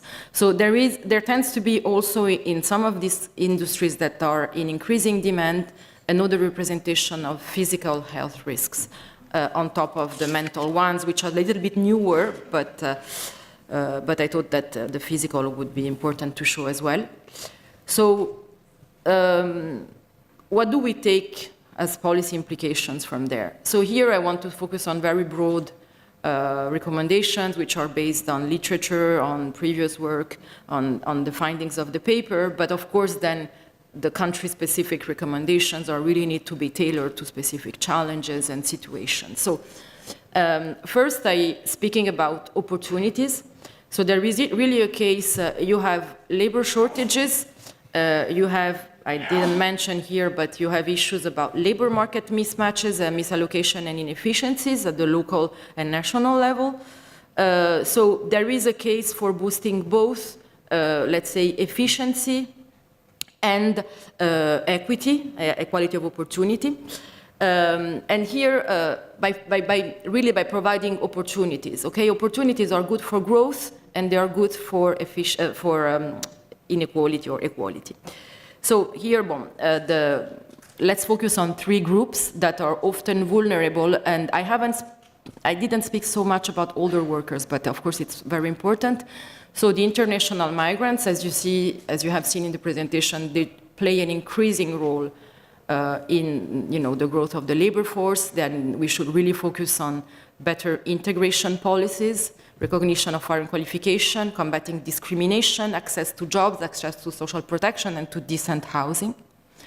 Then there is the women and the gender perspective, which is absolutely central into that story, especially the reconciliation between work and family. So again, as the previous speaker from the Commission was mentioning, the importance of entry and access to quality childcare, and this is not just a national average, it's a matter of poorer income groups, of poorer regions, of rural areas. There is a lot of inequality in the access to childcare services. The well-balanced parental leave policies, so it's not a bad idea to earmark some of the parental leave to fathers, because oftentimes, even if there is a shareable element, they don't take it. So there are good policy experiments on that, and this probably is needed to kick off, let's say, some kind of societal change in terms of parental responsibilities, and that plays a very important role for women, not only to access the labor market, but especially to stay in the labor market after giving childbirth. We know the story about the labor market, let's say, profile of women into the labor market after having had children. Then again, I didn't want to focus that much this presentation on older workers, but there is a huge discussion about how to better allow also older workers to participate in the labor market, to, let's say, to be flexible in terms of work and retirement income, to have access to training and lifelong learning, and also to work on the labor demand side, because it's not a matter only of labor supply that older workers want to retire earlier. It's a matter that employers also often discriminate against older workers. Then the role, in terms of when we speak about job quality, is a wage and non-wage conditions, as I say, the pay, the working conditions, the working hours, etc. This is a clear spot, if anything, for the social partners to have a role. And it could be that the picture we have seen about confronting Italy and Germany in the other chart that I showed you before, it could be related to the nature and the quality of social dialogue in a country relative to the other. And this is also the case, we can speak about other countries that have different model of negotiations. Of course, it's one factor, and I'm not claiming it is the case, but there certainly is a role for social partners. And then I'd like to also mention the issue, which is very close to my heart because I've worked a lot on this issue from various perspectives about mobility. One of the problems that we have when we have misallocation, we have labor shortages, etc., is that there is mismatches, is that people cannot move. I mean, they would like to move to get a better job, but there are barriers to mobility. The most important of these barriers is housing. Housing-related policies, housing prices that are too high for a higher wage to compensate in a city or in a place where there is a high demand for workers and there are better opportunities. This is a major issue. There is a lot of OECD research on that. I encourage you to go on our website, being the author of a lot of these, but not only me. So that's an important point. But at the same time, there is a balance to be found because not everybody wants to leave. And we don't want to oblige people, oh, you have to leave because you're lazy, you want to get another job. That's not my point.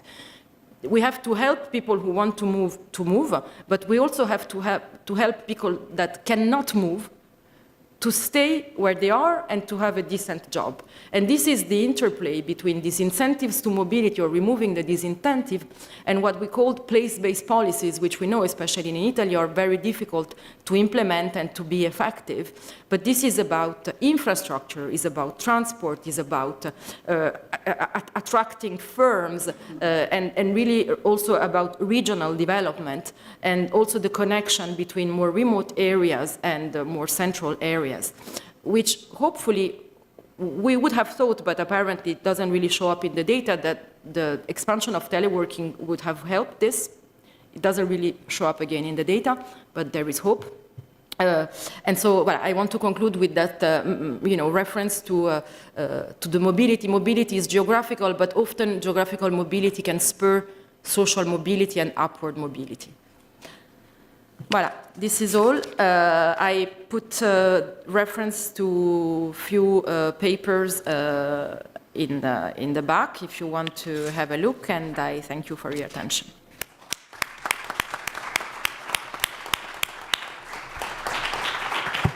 Thank you very much, Dr. Causa, especially for the last part, I would say, on policy implication. You actually anticipated my question, which I was about to ask you, so no need for me to repeat it. And I want to also share with the audience that we will also have the opportunity to explore the related issue of work-life family balance in a different perspective also during the workshop number 16, which will be held on Friday. So I warmly invite you, all the audience, to join us in a couple of days, and thank you again for your presentation.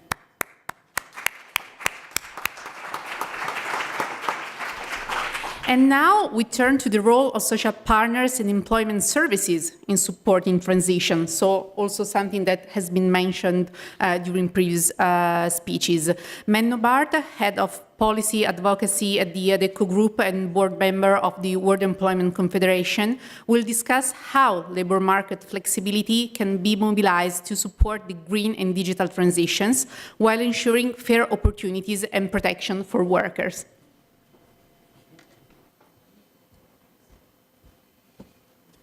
So we've all been sitting down for so long, I thought I'd give it a bit of a shake-up to make sure that we're all still awake. Actually, I need to start by thanking all my panelists for really excellent scene setting and excellent contributions. It was really, really very insightful.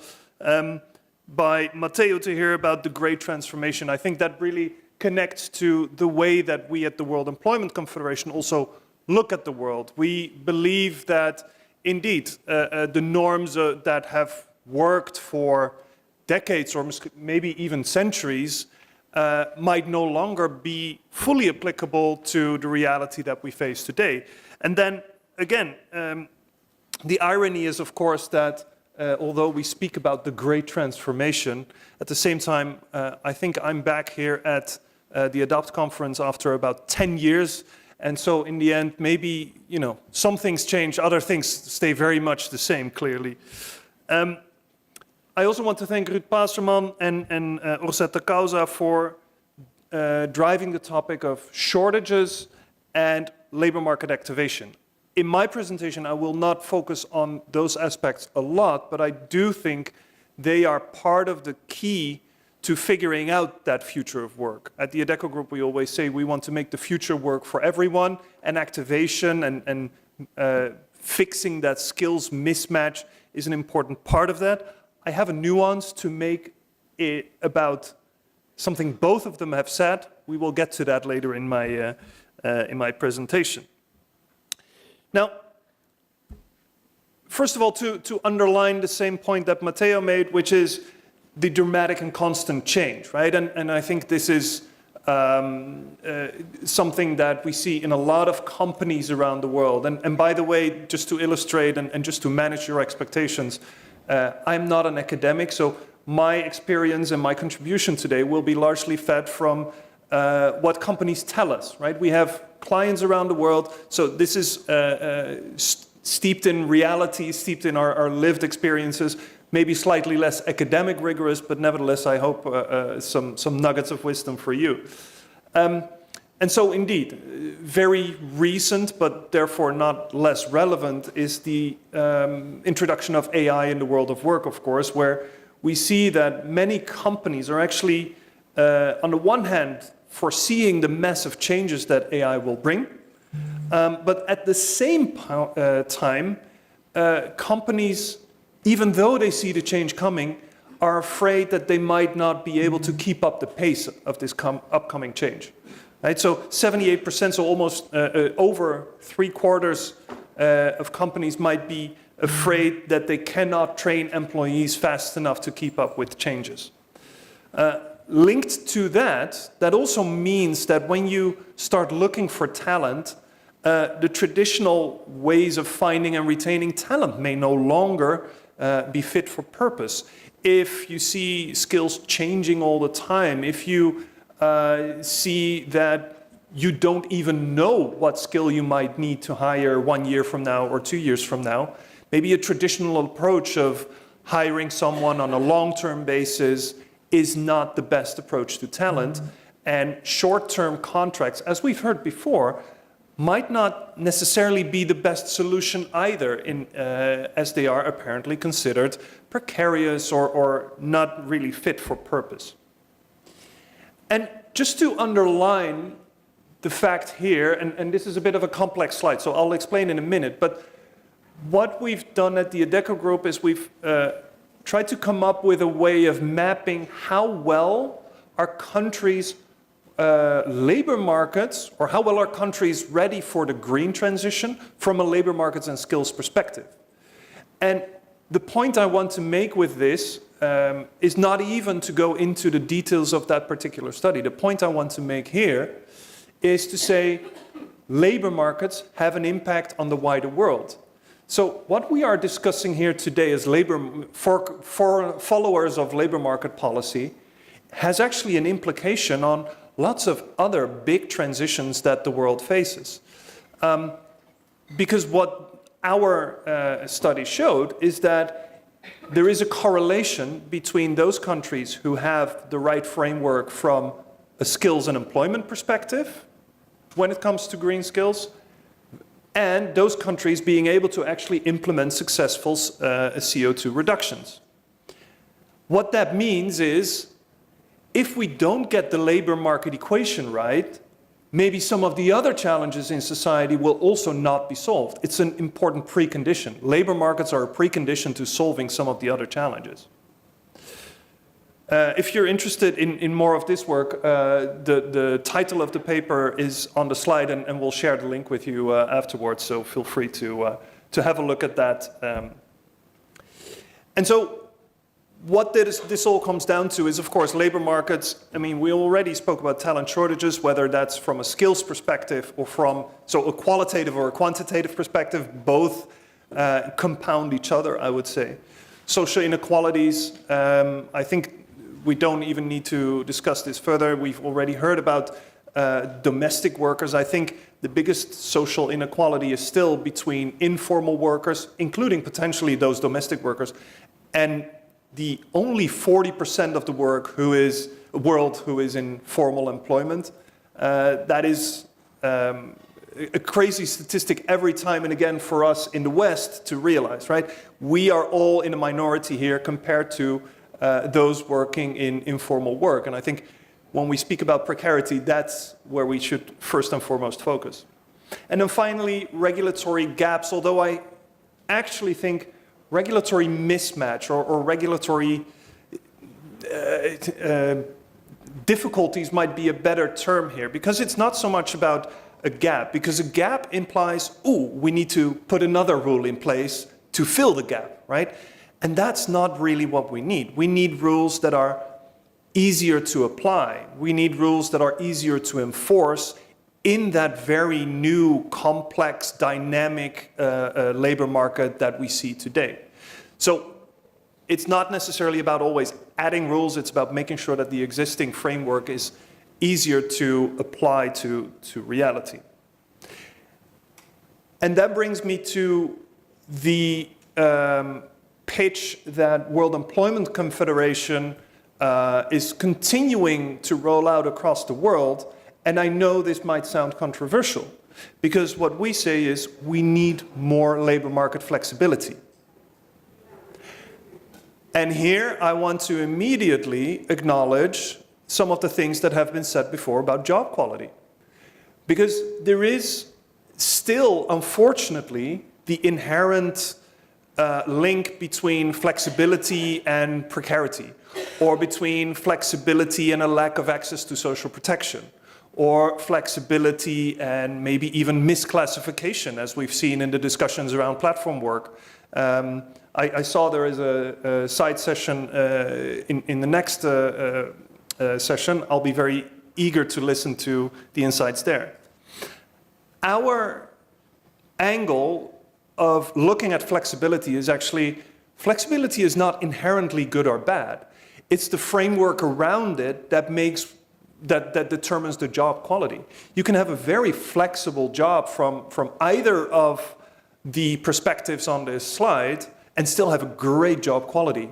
You can have the most unflexible job, 9-to-5, open-ended contract, which still puts you in a very precarious position if you have that job in a declining industry where, yes, you may have dismissal protection, but actually your future outlook is very poor and you don't have any skills.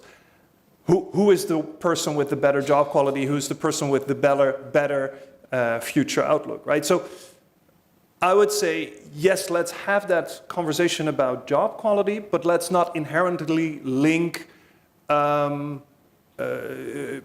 permanency with quality as such.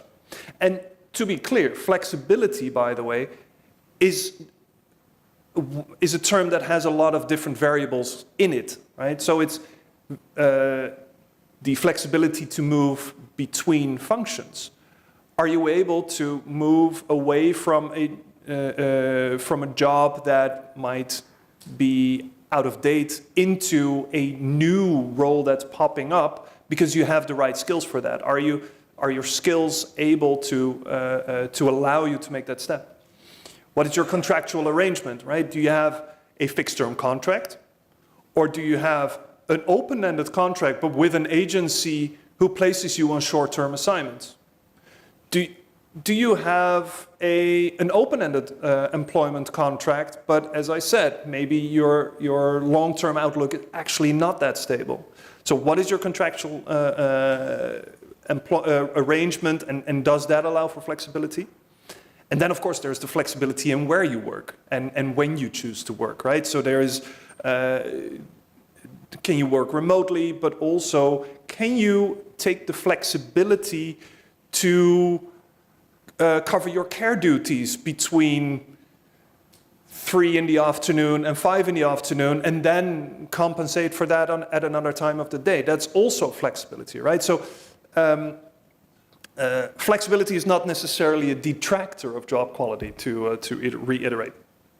Now, how to get flexibility? And I must say this graph is a bit, it looks like the differences are very big, but these are all very high percentages, of course, of our respondents saying what, in their view, are the best ways of bringing in that flexibility into their organization.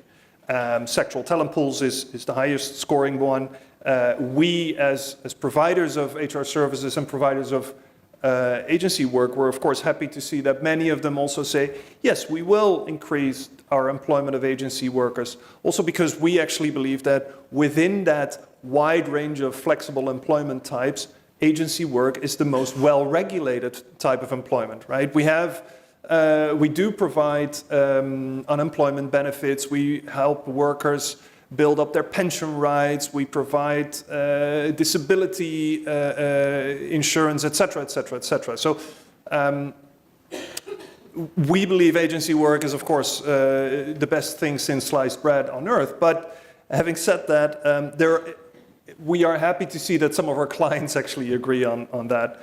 And of course, there's other things, right? There's more remote or hybrid roles. I'm actually surprised personally to see how many companies are sort of going back and forth on this, right? Remote and hybrid roles were, of course, very popular post-COVID. Now some of them are pulling employees back into the office because of a need for control and oversight. And then suddenly they're surprised that some of their younger workers who were all so used to that, having that flexibility to organize their work according to their private life, are now disappointed and are disengaged from work. To me, that's a no-brainer, right? I think this is again one of those things where we do see a transformation in the attitudes of how workers want to work, and maybe companies should start getting ready for that mindset shift, and should start thinking about, and I think Matteo, you made the point very excellently. Okay, so how do we then reward work, or how do we value work if we can no longer see someone being in the office from 9 to 5, right? If that's no longer the right proxy to determine someone's productivity, can we actually find other ways to do this? And how do we value that work or non-work at that point? There are many other reasons for using flexible forms of work, in this case, agency work. And one of the key things, of course, is that you also see that when you need to access new skills, either for a short term or a very niche type of skill, then it helps companies to be more agile. Now, I think there is a caveat to make here, because we've all seen that post-COVID, but also when that ship was launched in the Suez Canal, having that just-in-time supply chain model, being very agile, also means you have a vulnerability, right? So companies might want to build in a bit more redundancy again, and that may also have its impact on your talent strategy. Some companies may again start choosing to bring some type of talent in-house simply because they believe this is a strategic skill for us to have in-house. And we don't necessarily want to leave that to the outside market or to leave only when we have a specific short-term need for that skill. But for some other skills, it may be very useful for companies to be able to access certain skills that they don't have in-house all the time. What is also interesting is that only about a third of companies indicate flexibility is used in order to reduce overall headcount costs, right? And in our view, using flexible labor should not first and foremost be about cost cutting. It should be about strategy. It should be about workforce strategy and thinking about how to access those skills and how to organize your workforce. Unfortunately, we still see some markets where this is the case, right? We see some markets where, for example, work is outsourced to low-wage suppliers. Within agency work, actually, we have been for a long time now welcoming equal pay provisions. I mean, all of Europe already has equal pay provisions between agency work and, so to be clear, equal pay here not between genders, but between agency workers and people hired directly by the client, right? So there is no immediate cost benefit in hiring agency workers, so it's much more of a strategic choice by employers than a cost choice. There's one big holdout globally, I think, that might be one of the very few countries left without equal pay provision, and that's the US. I think on the US labor market in that sense is in many aspects an outlier, so I'll just leave that for what it is. Maybe a final comment about our industry as an HR service provider, because I've already mentioned agency work, right? That's very much the history of our industry. That's what we've been doing for 50, 60 years. Triangular employment relation. We are the employer. We place our talent with the client for a shorter or sometimes longer assignment. But actually, our industry nowadays is so much more. And the reason that we are required to be so much more is exactly that great transformation. We see that our clients are overwhelmed by the complexity of the labor market. We see that our clients don't really know where to find the talent, if they found them, how to employ or how to engage that talent in the most efficient way. We see that clients are scared of the big responsibilities and liabilities that come with employing people, not to mention the complexity in employing all these people. And so there is a whole wide range of HR services that we are being increasingly asked to provide to our clients. And this also means, indeed, as it's mentioned, labor market intelligence. Our clients need to know, wait, what is the trend actually? Where are the shortages and surpluses in the labor market? If we want to open a new factory and we will need to hire 2,000 new staff, what is the best location to do that? Is that something we can do in a Western country where there's great infrastructure, or maybe in another country where we know there's a lot of talent in supply? Or can we do a hybrid version where we have remote talent dialing into a very dispersed production facility? So what is the best way of dealing with talent and labor market intelligence advisory services? This is now all part of the suite of services that many companies in our sector provide. Mr. Bart, sorry, super sorry to interrupt you. No, we're almost at time, right? Thank you. Yes. So I will, with that in mind, I will skip the few examples on this slide. If you're interested, please come and see me afterwards. One final comment on the regulatory framework. And that goes back to what I said at the beginning. There are regulatory gaps, but also my comments on job quality.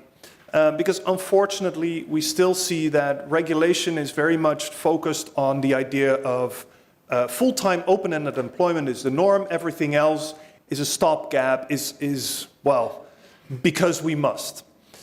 And I think in this very dynamic labor market situation that we're facing today, we need to start thinking more about how can we organize flexibility and agility in a way that still offers job quality, right? So if we want to offer those agency workers or those other contingent workers a better job experience so that we can also help them come out of their inactivity and actually enter the labor market, how can we make it attractive for them, and how can we make sure that they get what they deserve?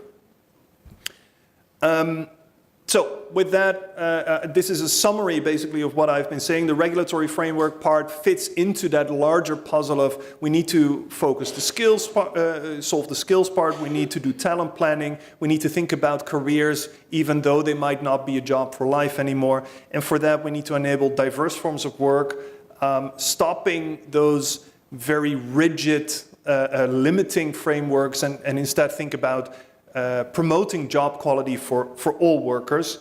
And I mean, I can only agree with the previous speakers. Investing in lifelong learning, investing in skills is crucial.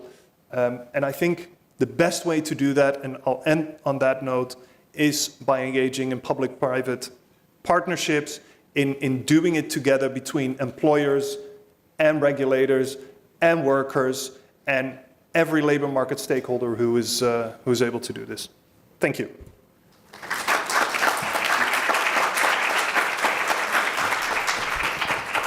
Mr. Bart, thank you for your presentation and drawing on your experience within the World Employment Corporation and the ADECO Group. You have clearly, and also, sorry again for interrupting you, clearly show how social partners, including the organization like the one you represent today, and private employment agencies can contribute to ensuring that flexibility supports fair transitions, strengthens employability, and also could avoid creating new areas of insufficient protection. So the collaborative approaches you highlighted are certainly among the most promising ones. And as you mentioned, during the thematic workshops, there will be other contribution from speakers addressing these issues. So I invite again everybody to join us during those 3 days.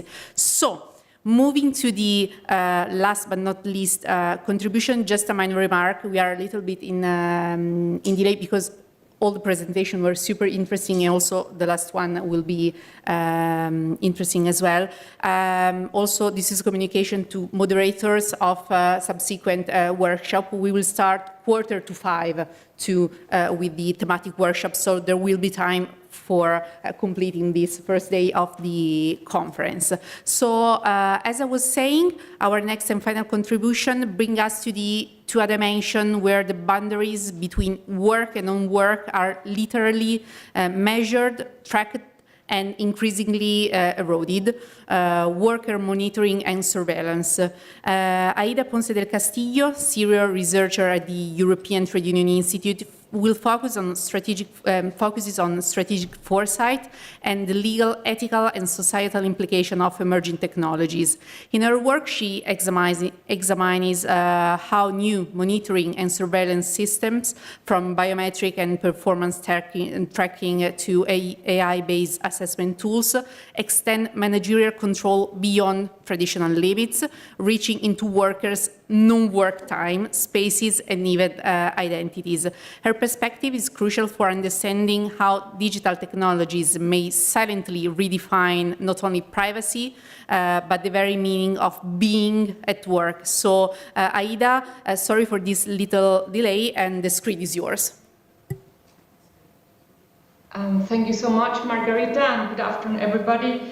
I am also coming from Brussels, so I'm very sorry I couldn't be there with you, but I hope that you will find this very last presentation useful for the conversation we're going to have in the next couple of days and today after the plenary. So yes, indeed, my work at the ETUI, I'm a legal researcher there, and I focus my research on science and technology.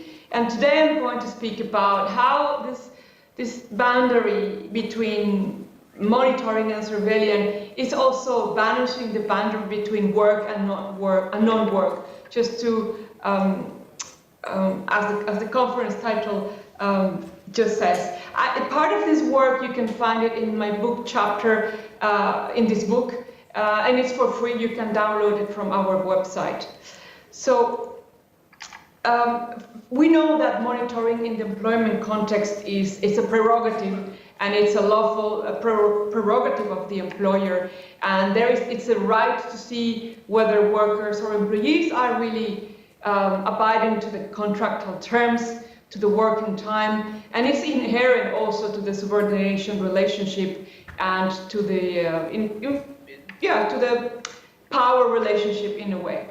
But we also learned very, very early, or not so, in the 90s actually, that the concept of private life, it's also a value concept in work, in labor relations. And also, the concept itself includes professional activities. But however, monitoring technologies have not just stayed in the form of cameras or GPS tracking devices, but they have gone beyond to other types of monitoring related to the human dimension. Those technologies that can measure, in a way, biometrics, or can just access communications, and can go further in our dimension as persons, not just as workers. This is how surveillance has reached a point where companies or employers can control more and can penetrate non-working time, can penetrate space, workspace or personal space, and can penetrate interior space such as dignity and identity of the human worker. So here's where I argue that there is a fundamental distinction between lawful monitoring and surveillance. And I understand that labor law uses these terms as a synonym. But we do have historical underpinnings, and I will take the example of anthropological studies or sociological studies and surveillance studies, where they do have the distinction very clear and very early in history, with Jeremy Bentham, for example, with the famous Panopticon, where he does describe what surveillance really is. Also with Harry Braveman in the UK, also this concept of very closed systems that nobody can see. And of course, Shoshana Zuboff, who brought into or completed the definition of surveillance into that behavioral surplus, and she designed it very nicely with this kind of capture of behavioral data. To me, surveillance has become a megatrend, not just a trend. A megatrend is found everywhere and in every sector, and it does penetrate various levels of society. And it's this gradual shift from lawful monitoring to surveillance is driven by two factors. First, of course, the technological advancements, and second, the greater capacity to collect data, all sorts of personal and sensitive data, which amplifies the power of control. So in this sense, I define worker surveillance as having four characteristics. First, the intensive and excessive collection of data. Second, the granular, that really fine-grained data collected at a high frequency or in great depth. Thirdly, the intrusiveness, meaning that sensitive data is being processed beyond limits, going maybe to mood and emotions and brain data and other types of genetic data. And it's invisible or non-material, meaning that the processing of the data goes beyond workers' knowledge, and sometimes they don't know that is happening. So some practices of worker surveillance may not direct to an automated decision-making or to algorithm management, but still nudge. It still shape workers' behaviors and beliefs. And now we can see that this differentiation between monitoring and surveillance is not just theoretically, as I explained, but I take it from a practical example. So data protection authorities are the ones who are setting the boundaries between what is lawful and what is not lawful. And I can demonstrate this by the amount of data protection fines with data of 2023 that shows that employment is the third type of amount of sanctions that data protection authorities have under their complaints and fines and list of investigations. So what do they get? What type of data do they observe when they are investigating employment cases? So the first one, very central, is time. How much the worker is working off or online or not working at all. What type of data is being transferred to whom? What is the data that is being shared with third parties that possibly the worker do not know? That is we can see that very often in the cases of platform work that possibly you all know. But we also find data about health, about performance, about secret performance and ratings, indicators, religious beliefs, political opinions, a lot of data about family and sick leaves and name of diseases, whether there is a mental issue or a psychosocial issue, and health, all in all. So we have this triangular situation in a way. On the one hand, productivity, we do need that data perhaps to be more productive, but also we have the issue of privacy, how much privacy and data protection should be compromised or not, and the well-being. Can we use that data to be better in our health, in our psychosocial dimension? Let's take a case.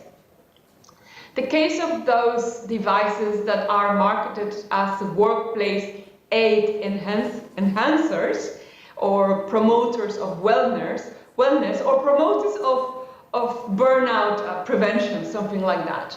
They do operate marketing fatigue monitoring, emotion inference, they collect biometric or physiological data and are presented in all sorts of mental health apps. But they do push those limits between monitoring and surveillance to these gray zones that are not really that perhaps in the realm of the monitoring power. Studies have found that intensive collection of monitoring or intensive monitoring does have a really an impact on people at in the level of their stress, and it does reduces job satisfaction. People do not like to be monitored, let alone surveilled invisibly, and it also associates this surveillance with fear of the employment relationship, self-censorship. Sometimes workers don't find themselves easy to talk in the corridors or in normal workplaces, and the digital presenteeism. So taking this case of monitoring worker fatigue, we observe that it has to depend on granular data, on performance data, whether it is for a driver or someone who is engaged in a job which requires attention to a client or just knowledge-based job. We don't know. It can be collected through the whole period of working time through a headset, or maybe just in a very specific moment in time. So the time capacity of collecting the data? It depends. And of course, it gets a lot of biometric and health and brain data as well. But we do have some boundary setters in order to see whether these type of tools are compatible with our human rights. And in Europe, we have the Charter, which clearly gives us that boundary protection on privacy and data protection on one hand, on dignity and fair and working conditions on the other hand, and put us in a balance, because in this triangular shape, we have the productivity, but when we put fundamental rights with productivity, we see that fundamental rights are constitutional rights, whereas productivity are economic rights. And in order to know better where do we stand in this triangular constellation, productivity, privacy, and well-being, I propose that there is a test to be done that comes from data protection law, which is to really understand whether the purpose of collecting such granular and sensitive data is really legitimate. What are the grounds to understand whether that is really useful for the specific objective of the employment contract? The second question is, does the employer really need it? Aren't there any other ways to collect similar understanding of the fatigue without collecting brain or emotion data? Is it proportionate to the contract that has to be provided, or to the service, the work that has to be provided? So is employer has also balanced the interests and the rights of the workforce, especially when sensitive behavior are involved? And have they gone through transparency and minimization principles that are also present and should be complied by companies following data protection law? So when we apply this test to the case of fatigue monitoring and well-being tools, we see that there are various safeguards that need to be weighed and evaluated. And on top of that, we also have new laws that, for example, the AI Act, which now we understand that certain uses like monitoring fatigue can sit in a borderline. Even though monitoring emotions or perhaps really levels of fatigue can be understood as a prohibited practice under AI law, the legislator also understood that there are some cases, particularly in which the safety of the person can be endangered, and an exception has been provided to that. But that exception is not clear-cut. It has to be also well-balanced with fundamental rights and with data protection. So is it really to justify that measurement of fatigue in workers, the companies or the firms or the processor has to justify that intrusive and granular collector of the well-being case by case under this so-called proportionality and necessity tests? It has to be the concept of safety or really medical reasons, and those medical reasons might be attributed to the employee's particular health and not the collective health of employees. And it has to be done in such a way that doesn't influence really a managerial decision. The point that I would like to share with you, and I would like to discuss if that's possible, is that worker well-being as an objective, which is very important for both workers and employers, does not mean that the GDPR protections have to be lowered. And not everything falls into that exception that the new law, the AI Act, provides. So, in short, it's very difficult to comply with these proportionality and necessity tests that we have.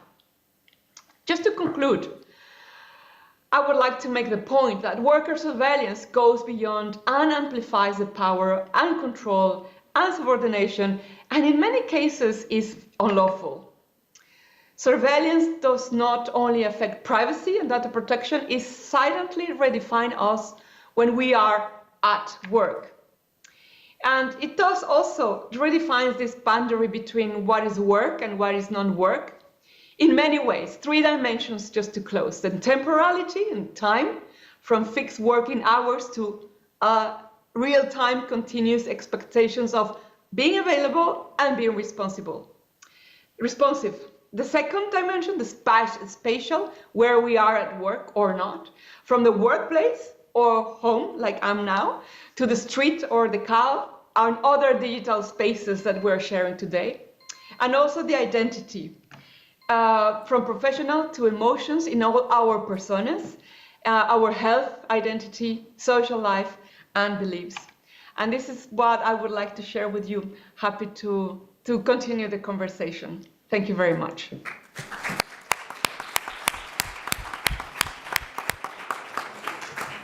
Aida, thank you very much for your presentation. I was looking at it with super interest from the screen we have here at the table, and you have shown how new forms of worker monitoring and surveillance do not simply measure performance, but increasingly penetrate non-work time, private spaces, and even sensitive aspects of workers' identity and well-being, often also without clear evidence of productivity gains. You have given us many valuable insights to reflect on and to carry forward into our discussions for this afternoon through Friday. And so I want to thank you and all our speakers today for these rich and thought-provoking contributions. Before closing, again, I warmly invite all participants to continue the discussion in the parallel thematic workshops that follow this plenary session, and they will offer an excellent opportunity to explore issues on work and non-work today. Thank you again to everybody. Enjoy the rest of the conference.